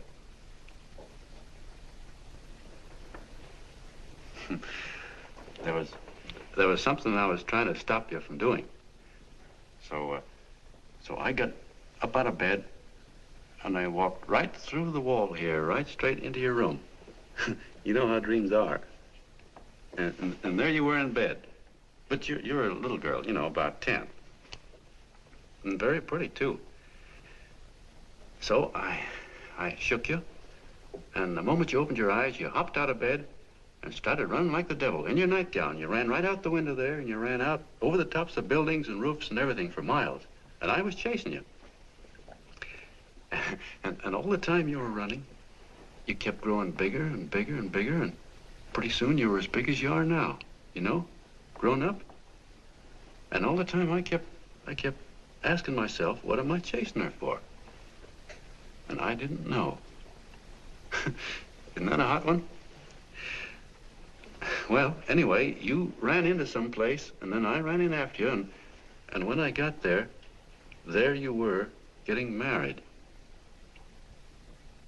And the nightgown had changed into a beautiful wedding gown. You sure look pretty, too. And then I knew what it was I was trying to stop you from doing. Dreams are sure crazy, aren't they? Well, would you like to know who it was you were marrying? Oh, a tall, handsome Hugh Bangy, I suppose. No, not that bad. It was that fellow that sends you flowers every day. What's his name? Mr. Norton's nephew? Ted Sheldon. Yeah, that's the one. But here's the funniest part of it all. I was the fellow up there doing the marrying, you know, the justice of peace or something. You were? I thought you were chasing me. Well, yes, I was, but I was your father then, you see. But the real me, John Doe, or that is, Long John Willoughby, I was the fellow up there with the book. You know what I mean? I guess so. Then what happened? Well, I took you across my knee and I started spanking you. That is, I didn't do it. I mean, I did do it, but it wasn't me, you see. I was your father then. Well, I held you across my knee and I said, Annie, I won't allow you to marry a man that's just rich or that has his secretary send you flowers. The man you marry has got to swim rivers for you. He's got to climb high mountains for you. He's got to slay dragons for you. He's got to perform wonderful deeds for you. Yes, sir. And all the time, the guy up there, you know, with the book, me, just stood there nodding his head. And he said, go to it, Pop. Whack her one from me, because that's just the way I feel about it, too. So he said, come on down here and whack her yourself. So I came down and I whacked you a good one, see? Then he whacked you, and I whacked you another one. We both started whacking you like... Well, if you're through whacking her, come on, let's get going. Okay, fellas, right in here. You go out the side entrance. There's a bunch of autograph seekers out front. We'll be down with the bags in a minute. Come on, don't make a government project out of this. Hi, Benny. When's our plane take off? All aboard, folks. That's what I said, it's your Yes, yeah, that's true. Oh, somebody else sitting here? No, that's your seat. And this is your coat. Mine? A little token of appreciation. Oh. Oh, it's beautiful, D.B. Well, I don't quite know what to say. Well, don't say anything at all. Just sit down. Oh. Go ahead, open it, open it. Oh. Oh, it's lovely. And a new contract goes with it. Well, come on, spring it. You've got something on your mind. It must be stupendous. You know, that's what I like about it. Right to the point, like that. All right, Practical Annie, here it is. Tomorrow night, before a crowd of 15,000 people and talking over a nationwide radio hookup, John Doe will announce the formation of a third party. A third party? Yes, the John Doe Party, devoted entirely to the interests of all the John Does all over the country, which practically means 90% of the voters. He will also announce the third party's candidate for the presidency, a man whom he personally recommends, a great humanitarian, the best friend the John Does have. Mr. D.B. Norton. Yes.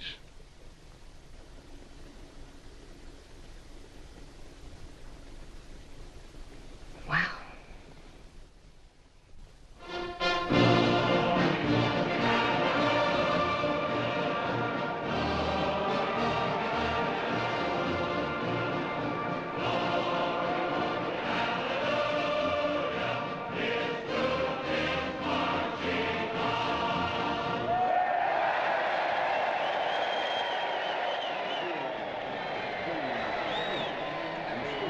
And although the opening of the convention is hours off, the delegates are already pouring into the ballpark by the droves, with lunch baskets, banners, and petitions asking John Doe not to jump off any roof. No matter how you look at it, it's still a phenomenal movement. These John Does, or the hoi polloi, as you've heard people call them, have been laughed at and ridiculed, but here they are, gay and happy, having traveled thousands of miles, their expenses paid by their neighbors, to come here to pay homage to their hero, John Doe.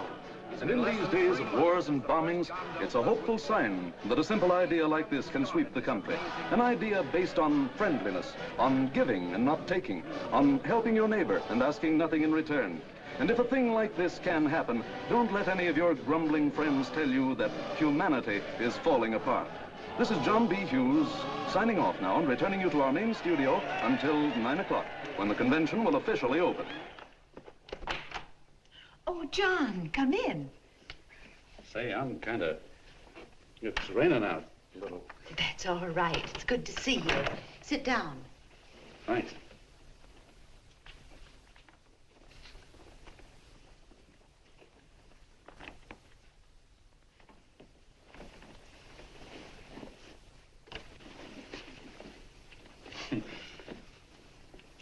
It's for Anne. Oh, how nice. Thank you very much. Flowers. I'm terribly sorry she isn't here. She isn't? No, she just left. I'm surprised you didn't run into her. She went over to Mr. Norton's house. Oh. Did you want to see her about something important? Yeah, well, no, it'll wait. Say, he's a nice man, isn't he? Mr. Norton, I mean. He's done an awful lot for the...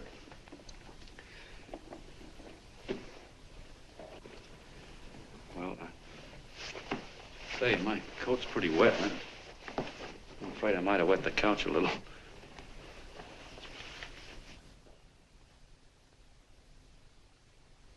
Well, I guess I'll see her at the convention later. Yes, of course. I'll see that she gets the flowers. Thanks. Good night, Mrs. Mitchell. Good night, John.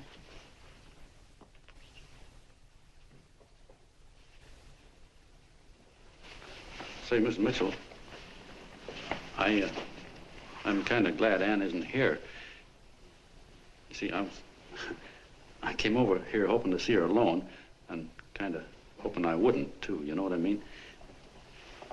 There was something I wanted to talk to her about. But, well, it'll wait, I guess. Good night. Good night, John. Say, look, Mrs. Mitchell, have you ever been married?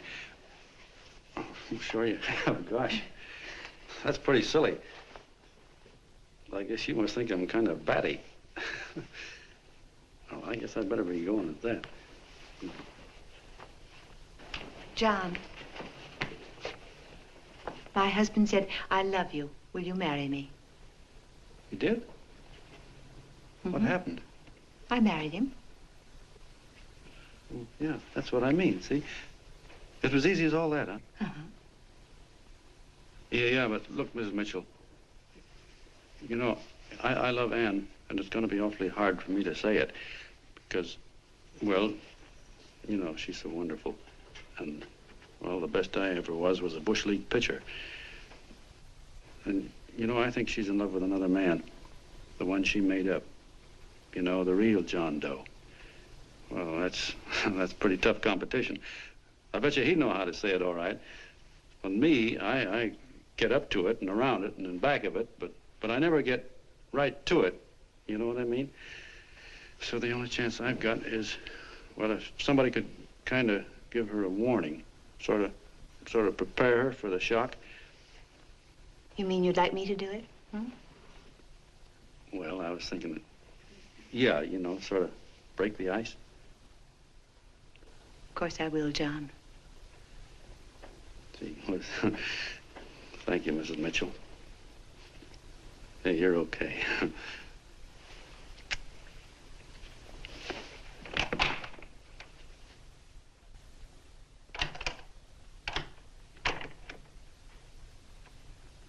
This John Doe meeting is going to be one of the biggest things that ever happened. Why, they're coming from all over. Trains, boxcars, wagons. Look out! Hello, Bodyguards, hey, had your dinner yet? What's that? Oh, that's all right. Well, look, no, go ahead and have your dinner. Wait a minute, John.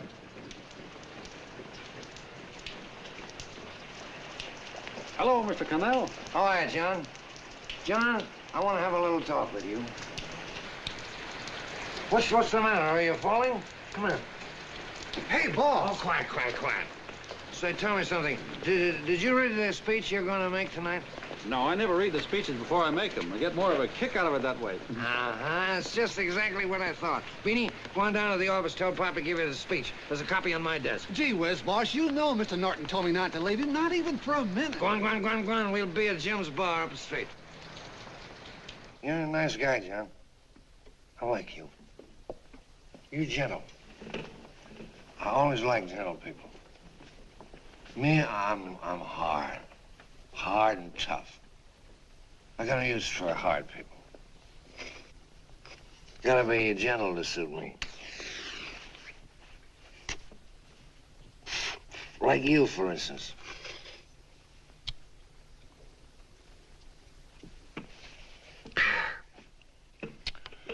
Yep, I'm hard. But you want to know something? I've got a weakness. Never guess that, would you? What do I have? Want to know what it is? Star-Spangled Banner. Screw you, huh? Well, maybe it is, but play the Star-Spangled Banner. I'm a sucker for it. Always gets me right here. Know what I mean? Yeah, it gets me right back here. Oh, back there, huh? Well, every man to his own taste. You weren't old enough. You weren't old enough for the World War, were you, Jim? No, of course not. No, you must have been just kidding. I was just ripe and raring to go. You know what my old man did when I joined up? He joined up, too. Got to be a sergeant. And here's a kick for you. We were in the same outfit. Funny, huh? Hmm?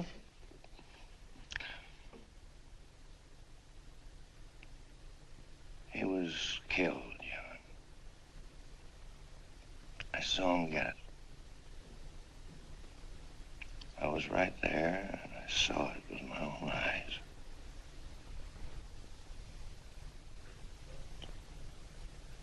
Me, I came out without a scratch.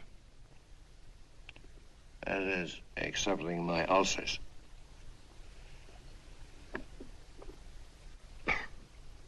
I should be drinking milk, you know. This stuff is poison. Hey, Tubby. Yes, Mr. Cannell? What do you say, huh? All right. Yep, I'm a sucker for this country.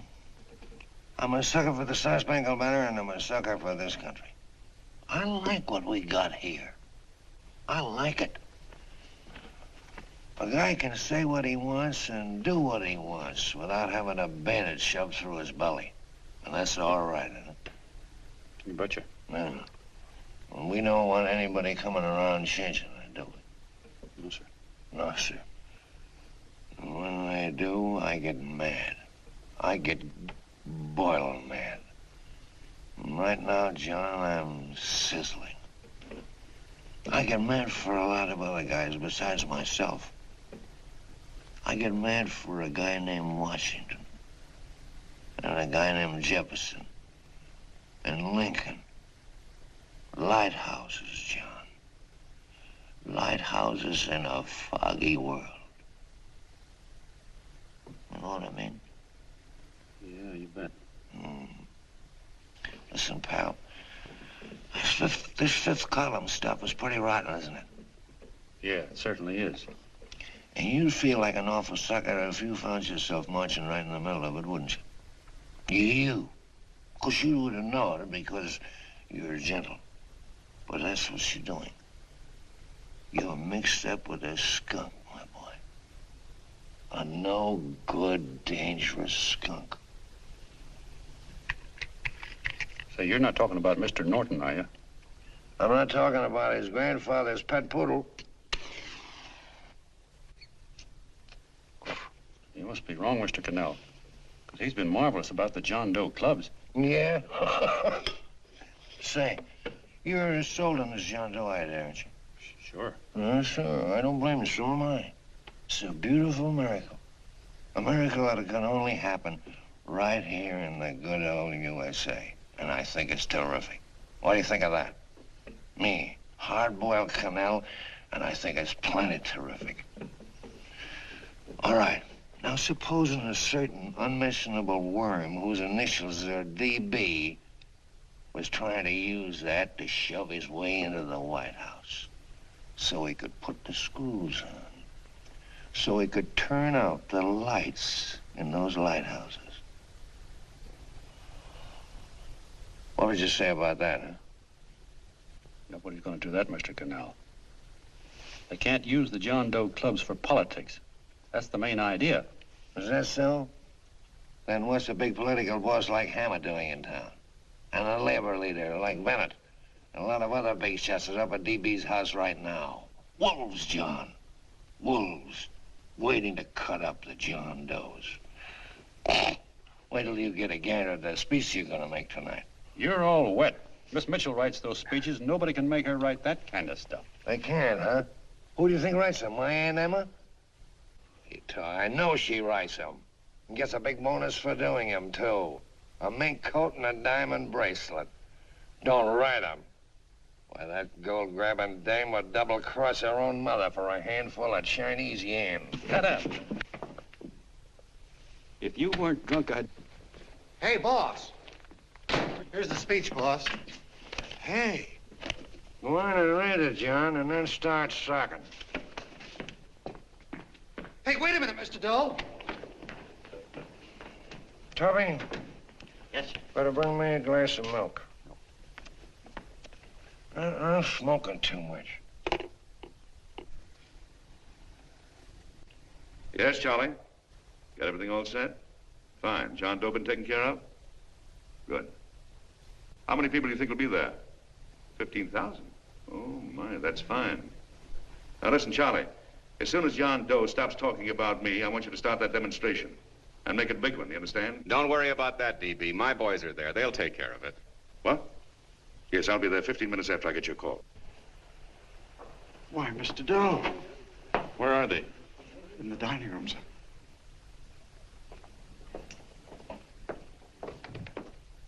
Now, gentlemen, I think we're about ready to throw that great big bombshell. Yeah, well, it's about time. Even a conservative estimate shows that we can count on anywhere between 10 and 20 million John Doe votes. Now, add to that the labor vote that Mr. Bennett will throw in, and the votes controlled by Mr. Hammett and the rest of you gentlemen in your own territories, and nothing can stop us. As I said before, I'm with you, providing you can guarantee the John Doe vote. Don't worry about that. You can count on me on one condition. Little Bennett's got to be taken care of. Didn't I tell you that everybody in this room would be taken care of? My agreement with you gentlemen stands. I'm with you, DB, but I still think it's a very daring thing we're attempting. These are daring times, Mr. Barrington.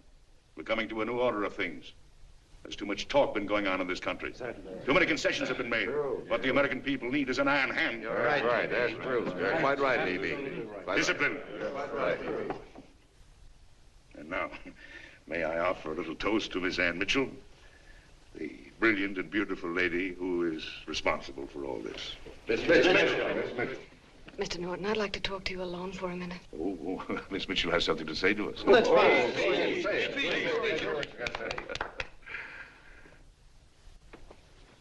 Hello.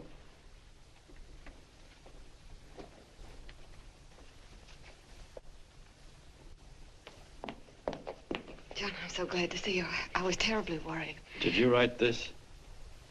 Yes, I did, John, but I had no idea what was going on. You didn't? No. That's a swell bracelet you're wearing. John, why aren't you at the convention?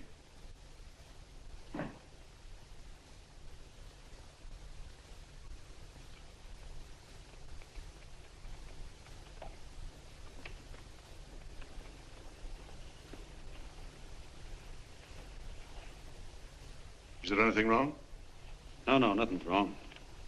Everything's fine. So there's going to be a new order of things, huh? Everybody's going to cut himself a nice fat slice of the John Does, eh? You forgot one detail, Mr. Big Shot. You forgot me, the prize stooge of the world. Why, if you or anybody else thinks he's going to use the John Doe clubs for his own rotten purpose, he's going to have to do it over my dead body. Oh, hold on a minute, young man. Hold on. That's rather big talk. I started the John Doe clubs with my money, and I'll decide whether or not they're being properly used. No, you won't. You're through deciding anything. And what's more, I'm going down to that convention, and I'm going to tell those people exactly what you and all your fine feathered friends here are trying to cook up for them. And I'm going to say it in my own words this time. Stop it, Stevie. You ruined us, Stevie. Wait a minute, fella. My uncle wants to talk to you. Listen to me, my son. Before you lose your head completely, may I remind you that I picked you up out of the gutter and I can throw you right back there again? You've got a nerve accusing people of things. These gentlemen and I know what's best for the John Does of America, regardless of what tramps like you think. Get off that righteous horse of yours and come to your senses. You're the fake. We believe in what we're doing. You're the one that was paid the 30 pieces of silver. Have you forgotten that? Well, I haven't. You're a fake John Doe, and I can prove it. You're the big hero that's supposed to jump off tall buildings and things. Do you remember?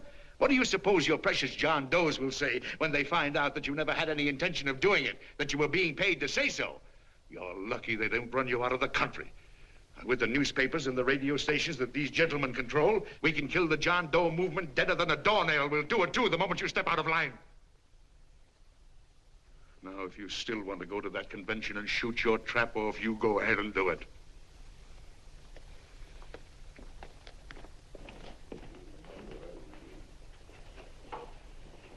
You mean to tell me you try to kill the John Doe movement if you can't use it to get what you want? You bet your bottom dollar we would.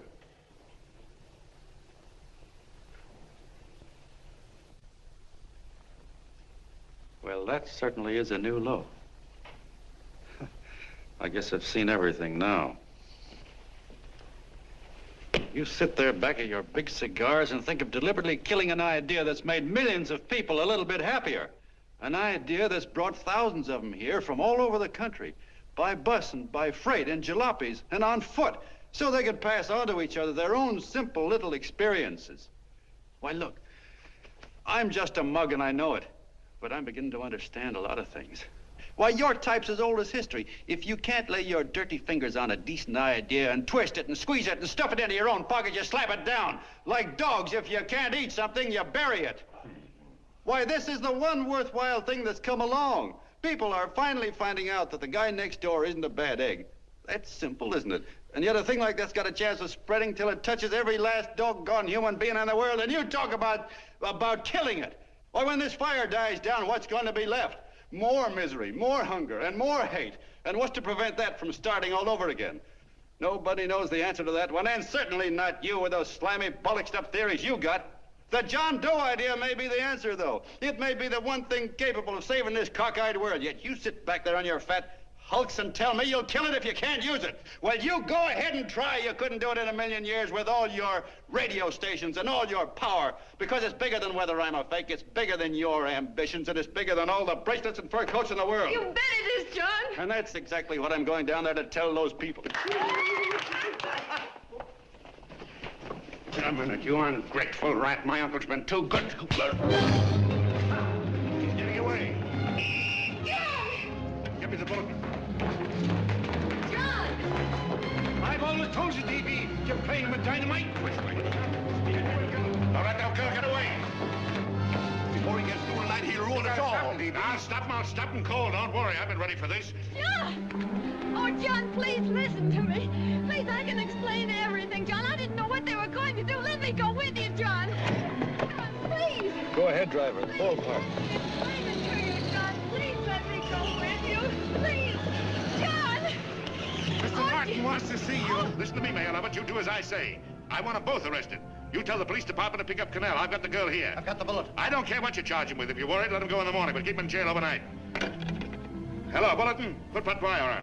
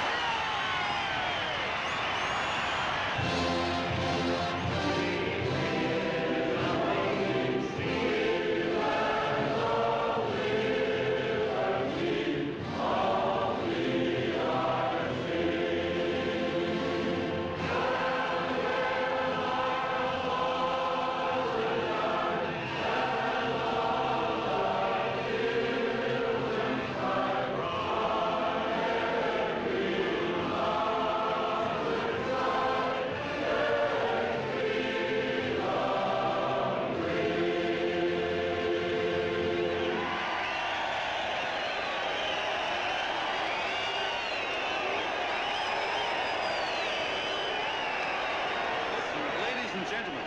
One moment, Tom. We begin with a short prayer.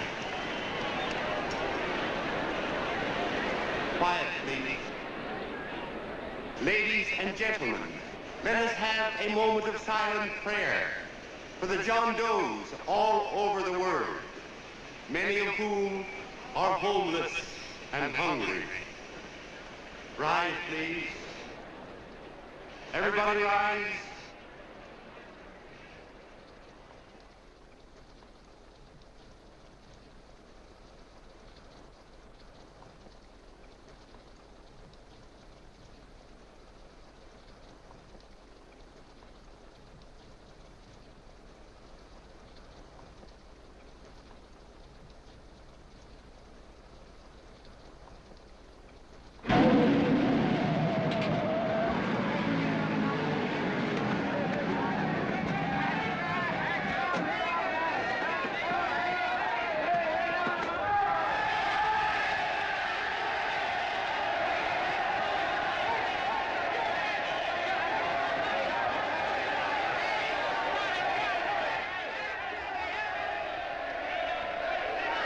Newsboys.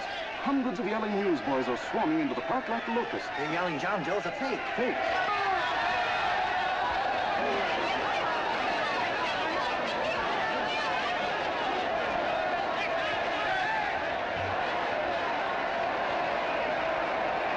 Federal investigation urged by Chamber of Commerce. How could he be a fake? It must be some kind of a gag. A what? A gag. A gag.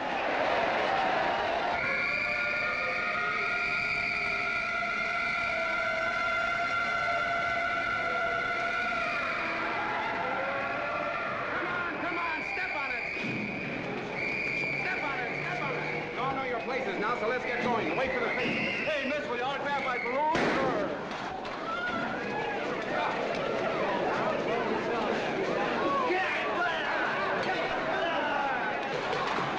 Ladies and gentlemen, this is exactly what I came down here to tell you about tonight.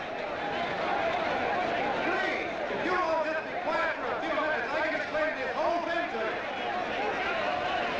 As you all know, this paper is published by a man by the name of D.B. Norton. Mr. D.B. Look, everybody, wait a minute. Wait a minute, ladies and gentlemen. My name is D.B. Norton. You all know me. I accuse this man of being a faker. We've been taken for a lot of suckers, and I'm the biggest of the lot. I spent a fortune backing this man in what I believe to be a sincere and worthy cause, just as you all did. And now I find out it's nothing but a cheap racket cooked up by him and two of my employees for the sole purpose of collecting dues from John Does all over the country. That's a lie. It's not a lie. Nickels and dimes to stuff into their own pockets. You can read all about it in the newspapers there. That's a lie. Listen, Yeah, ladies and gentlemen, go don't me. believe what... This man had no intention of jumping off the top of a building. He was paid to say so. Do you deny that? That's got nothing to do with it. Were you paid for it or weren't you? Yes, I was paid, but there And happened what to be- about the suicide note? You didn't write that either. What difference Did does you that write make? it or didn't you? No, I didn't write it. Now, you bet your life you didn't. You look in your papers, ladies and gentlemen, and you'll find Miss Mitchell's signed confession that she was the one who wrote it. Listen, folks, it's a fact that I didn't write the letter. There, you see, he admits it. You're a fake, John Doe. For what you have done to all these good people, they ought to run you out of the country. And I hope they do it.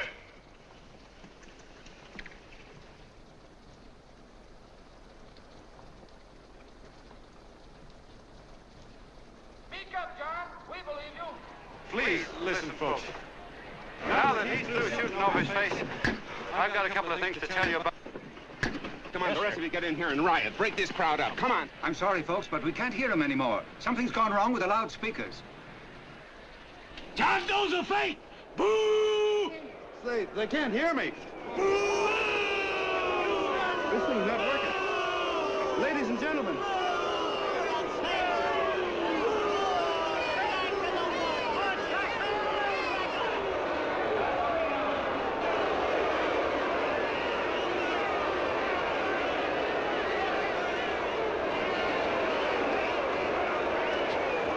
This thing's bigger than whether I'm a fake. Look, Kurt, you believe me, don't you? Sure. I believe you. Walking my legs off, digging up 5,000 signatures for a phony. Well, there you are, Mr. Doe. 5,000 names asking you not to jump off any roof. It makes no difference, Bert. The idea's still good. We don't have to give up our club. Yeah, well, you can have it.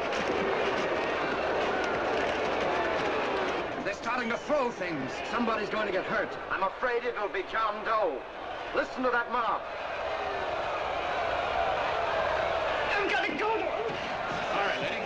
Get what you ought to. Let me go. I want to go to him. Oh, please. Please let me go. They're crucifying him. I can help him. Sorry, sister, we got orders to hold. Orders from who? Can't you see it's a framer? And oh, mother, they won't let me go. They won't let me go. Listen, folks. You gotta listen to me, everybody. Back to the jungle, you hobo! Just another racket! Stick to your clubs. We've been fed baloney so long, we're getting used to it.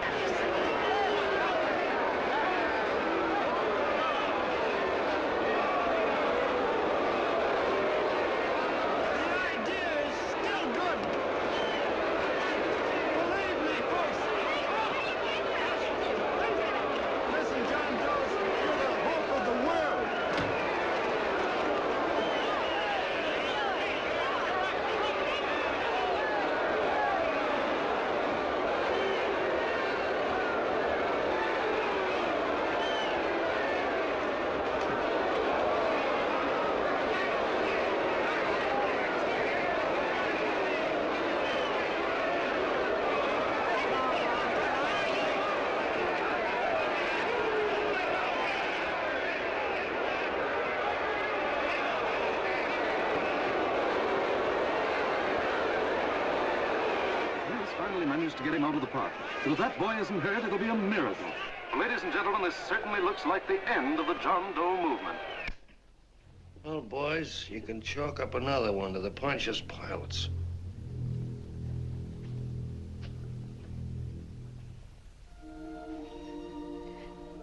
I should have been there. I could have helped him. He was so all alone. A lot of us are going to be mighty ashamed of ourselves after tonight. We certainly didn't give that man much of a chance.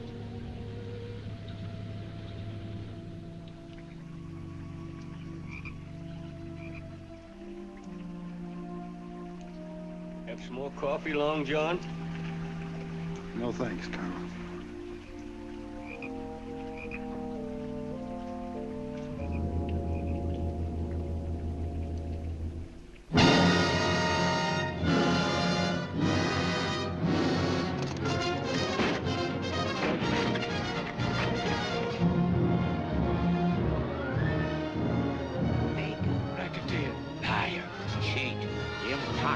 Why don't you jump? Christmas Eve at midnight.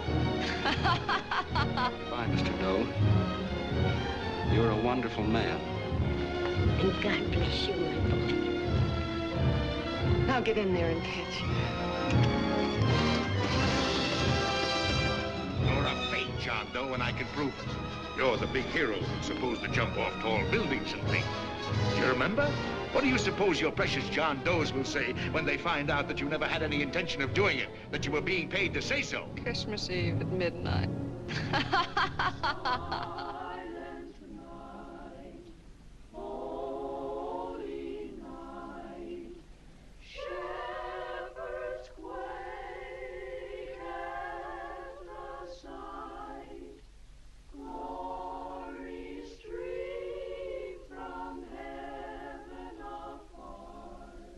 Merry Christmas, son.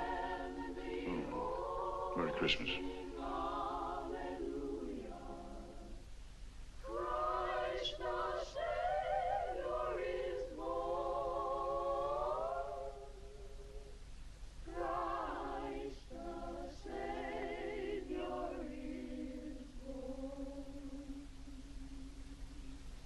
Thank you, sir.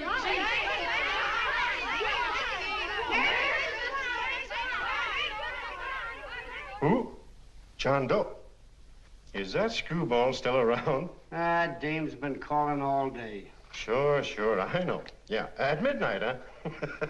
Okay, lady. We'll have the place surrounded with nets. They're laughing at me.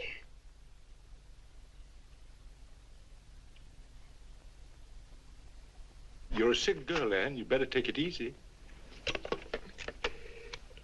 Whom are you calling now? You called that number not 10 minutes ago. Hello, Mr. Cannell. Have you seen him yet? Have you... Now listen, Ann, he can't possibly get in without our seeing him. I'm watching the side door and the colonel's out front, so stop worrying. Oh. Thank you.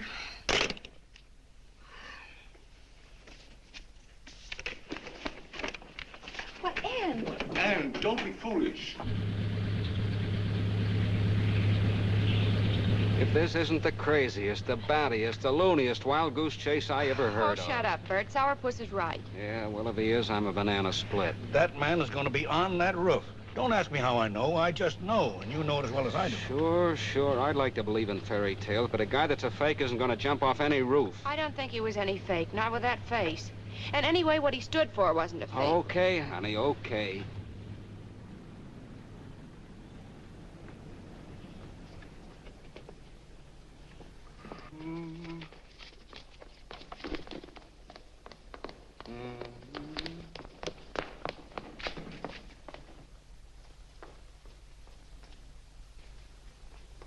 Elevators ain't running. Colonel, You shouldn't have got out of bed, miss. has he been here? No. Have you seen him? I ain't seen him for a week. Where's Cannell? He's watching the other door. Oh, gee, you're swell. Oh. No sense in going up there. I've been here for hours. He ain't here. Let me go, will you? Now, that's crazy. It's 14 floors.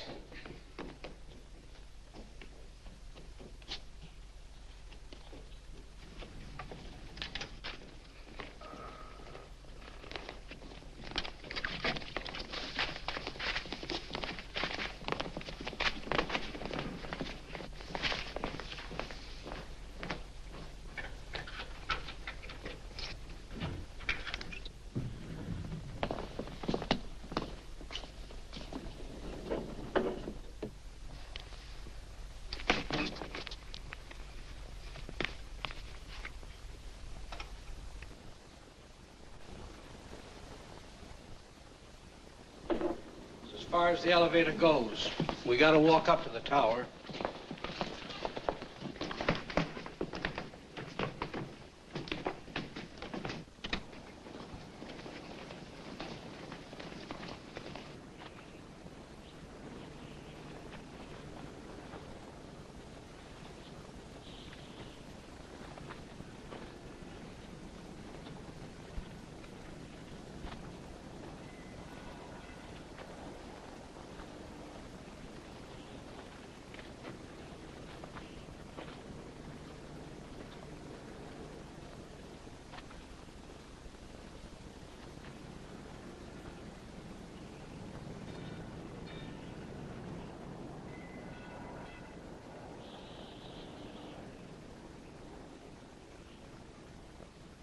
That tramp was probably full of Christmas cheer and asleep in some flop house.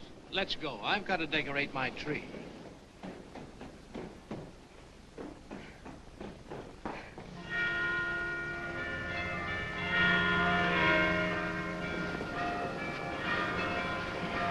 Well, I give up.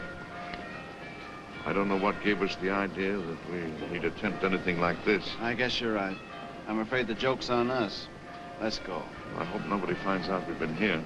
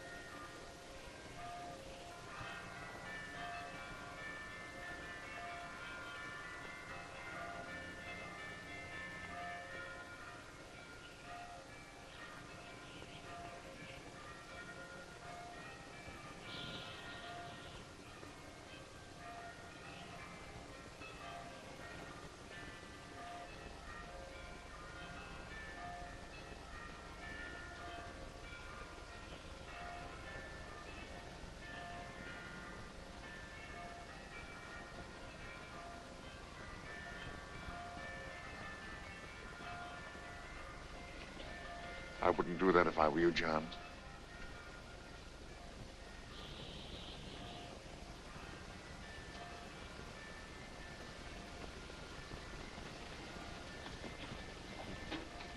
It'll do you no good.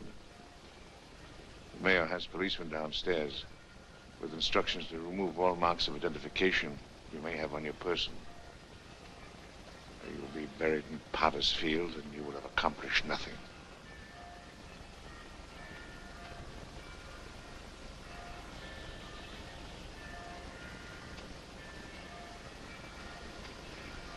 I've taken care of that. I've already mailed a copy of this letter to Mr. Cannell. John, why don't you forget this foolishness? Stop right where you are, Mr. Norton, if you don't want to go overboard with me.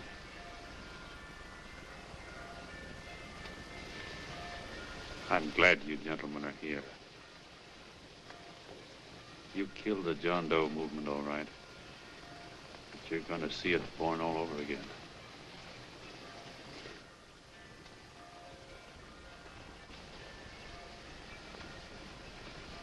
Now take a good look, Mr. Norton. John! John! Oh, John, no, I won't let you. I love you, darling. Oh, please. Please don't give up. We'll start all over again. Just you and I. It isn't too late. The John Doe movement isn't dead yet. You see, John, it isn't dead or they wouldn't be here. It's alive in them. They kept it alive by being afraid of. That's why they came up here. Oh, darling. Sure, it should have been killed. It was dishonest. But we can start clean now. Just you and I. It'll grow, John, and it'll grow big because it'll be honest this time. Oh, John, if it's worth dying for, it's worth living for. Oh, please, John. Oh. Oh, please. Please, God, help me. John, look at me. You want to be honest, don't you? Well, you don't have to die to keep the John Doe idea alive. Someone already died for that once. The first John Doe. And he's kept that idea alive for nearly 2,000 years. It was he who kept it alive in them. And he'll go on keeping it alive forever and always. For every John Doe movement these men kill, a new one will be born. That's why those bells are ringing, John. They're calling to us. Not to give up, but to keep on fighting, to keep on pitching. Oh, don't you see, darling? This is no time to give up. You and I, John, we... Oh, no. No, John. If you die, I want to die, too. Oh, I love you. Oh, John.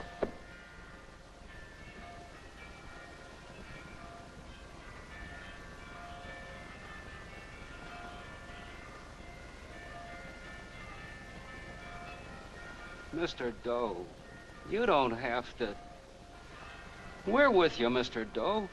We just lost our heads and acted like a mob. What Bert's trying to say is that we need you, Mr. Doe. There were a lot of us that didn't believe what that man said. We were going to start up our John Doe Club again, whether we saw you or not. Weren't we, Bert? And there were a lot of others that were going to do the same thing. Well, Mr. Sourpuss even got a letter from his cousin in Toledo. I got it right here, Mr. Doe. Only it'd be a lot easier with you. Please. Please come with us, Mr. Doe.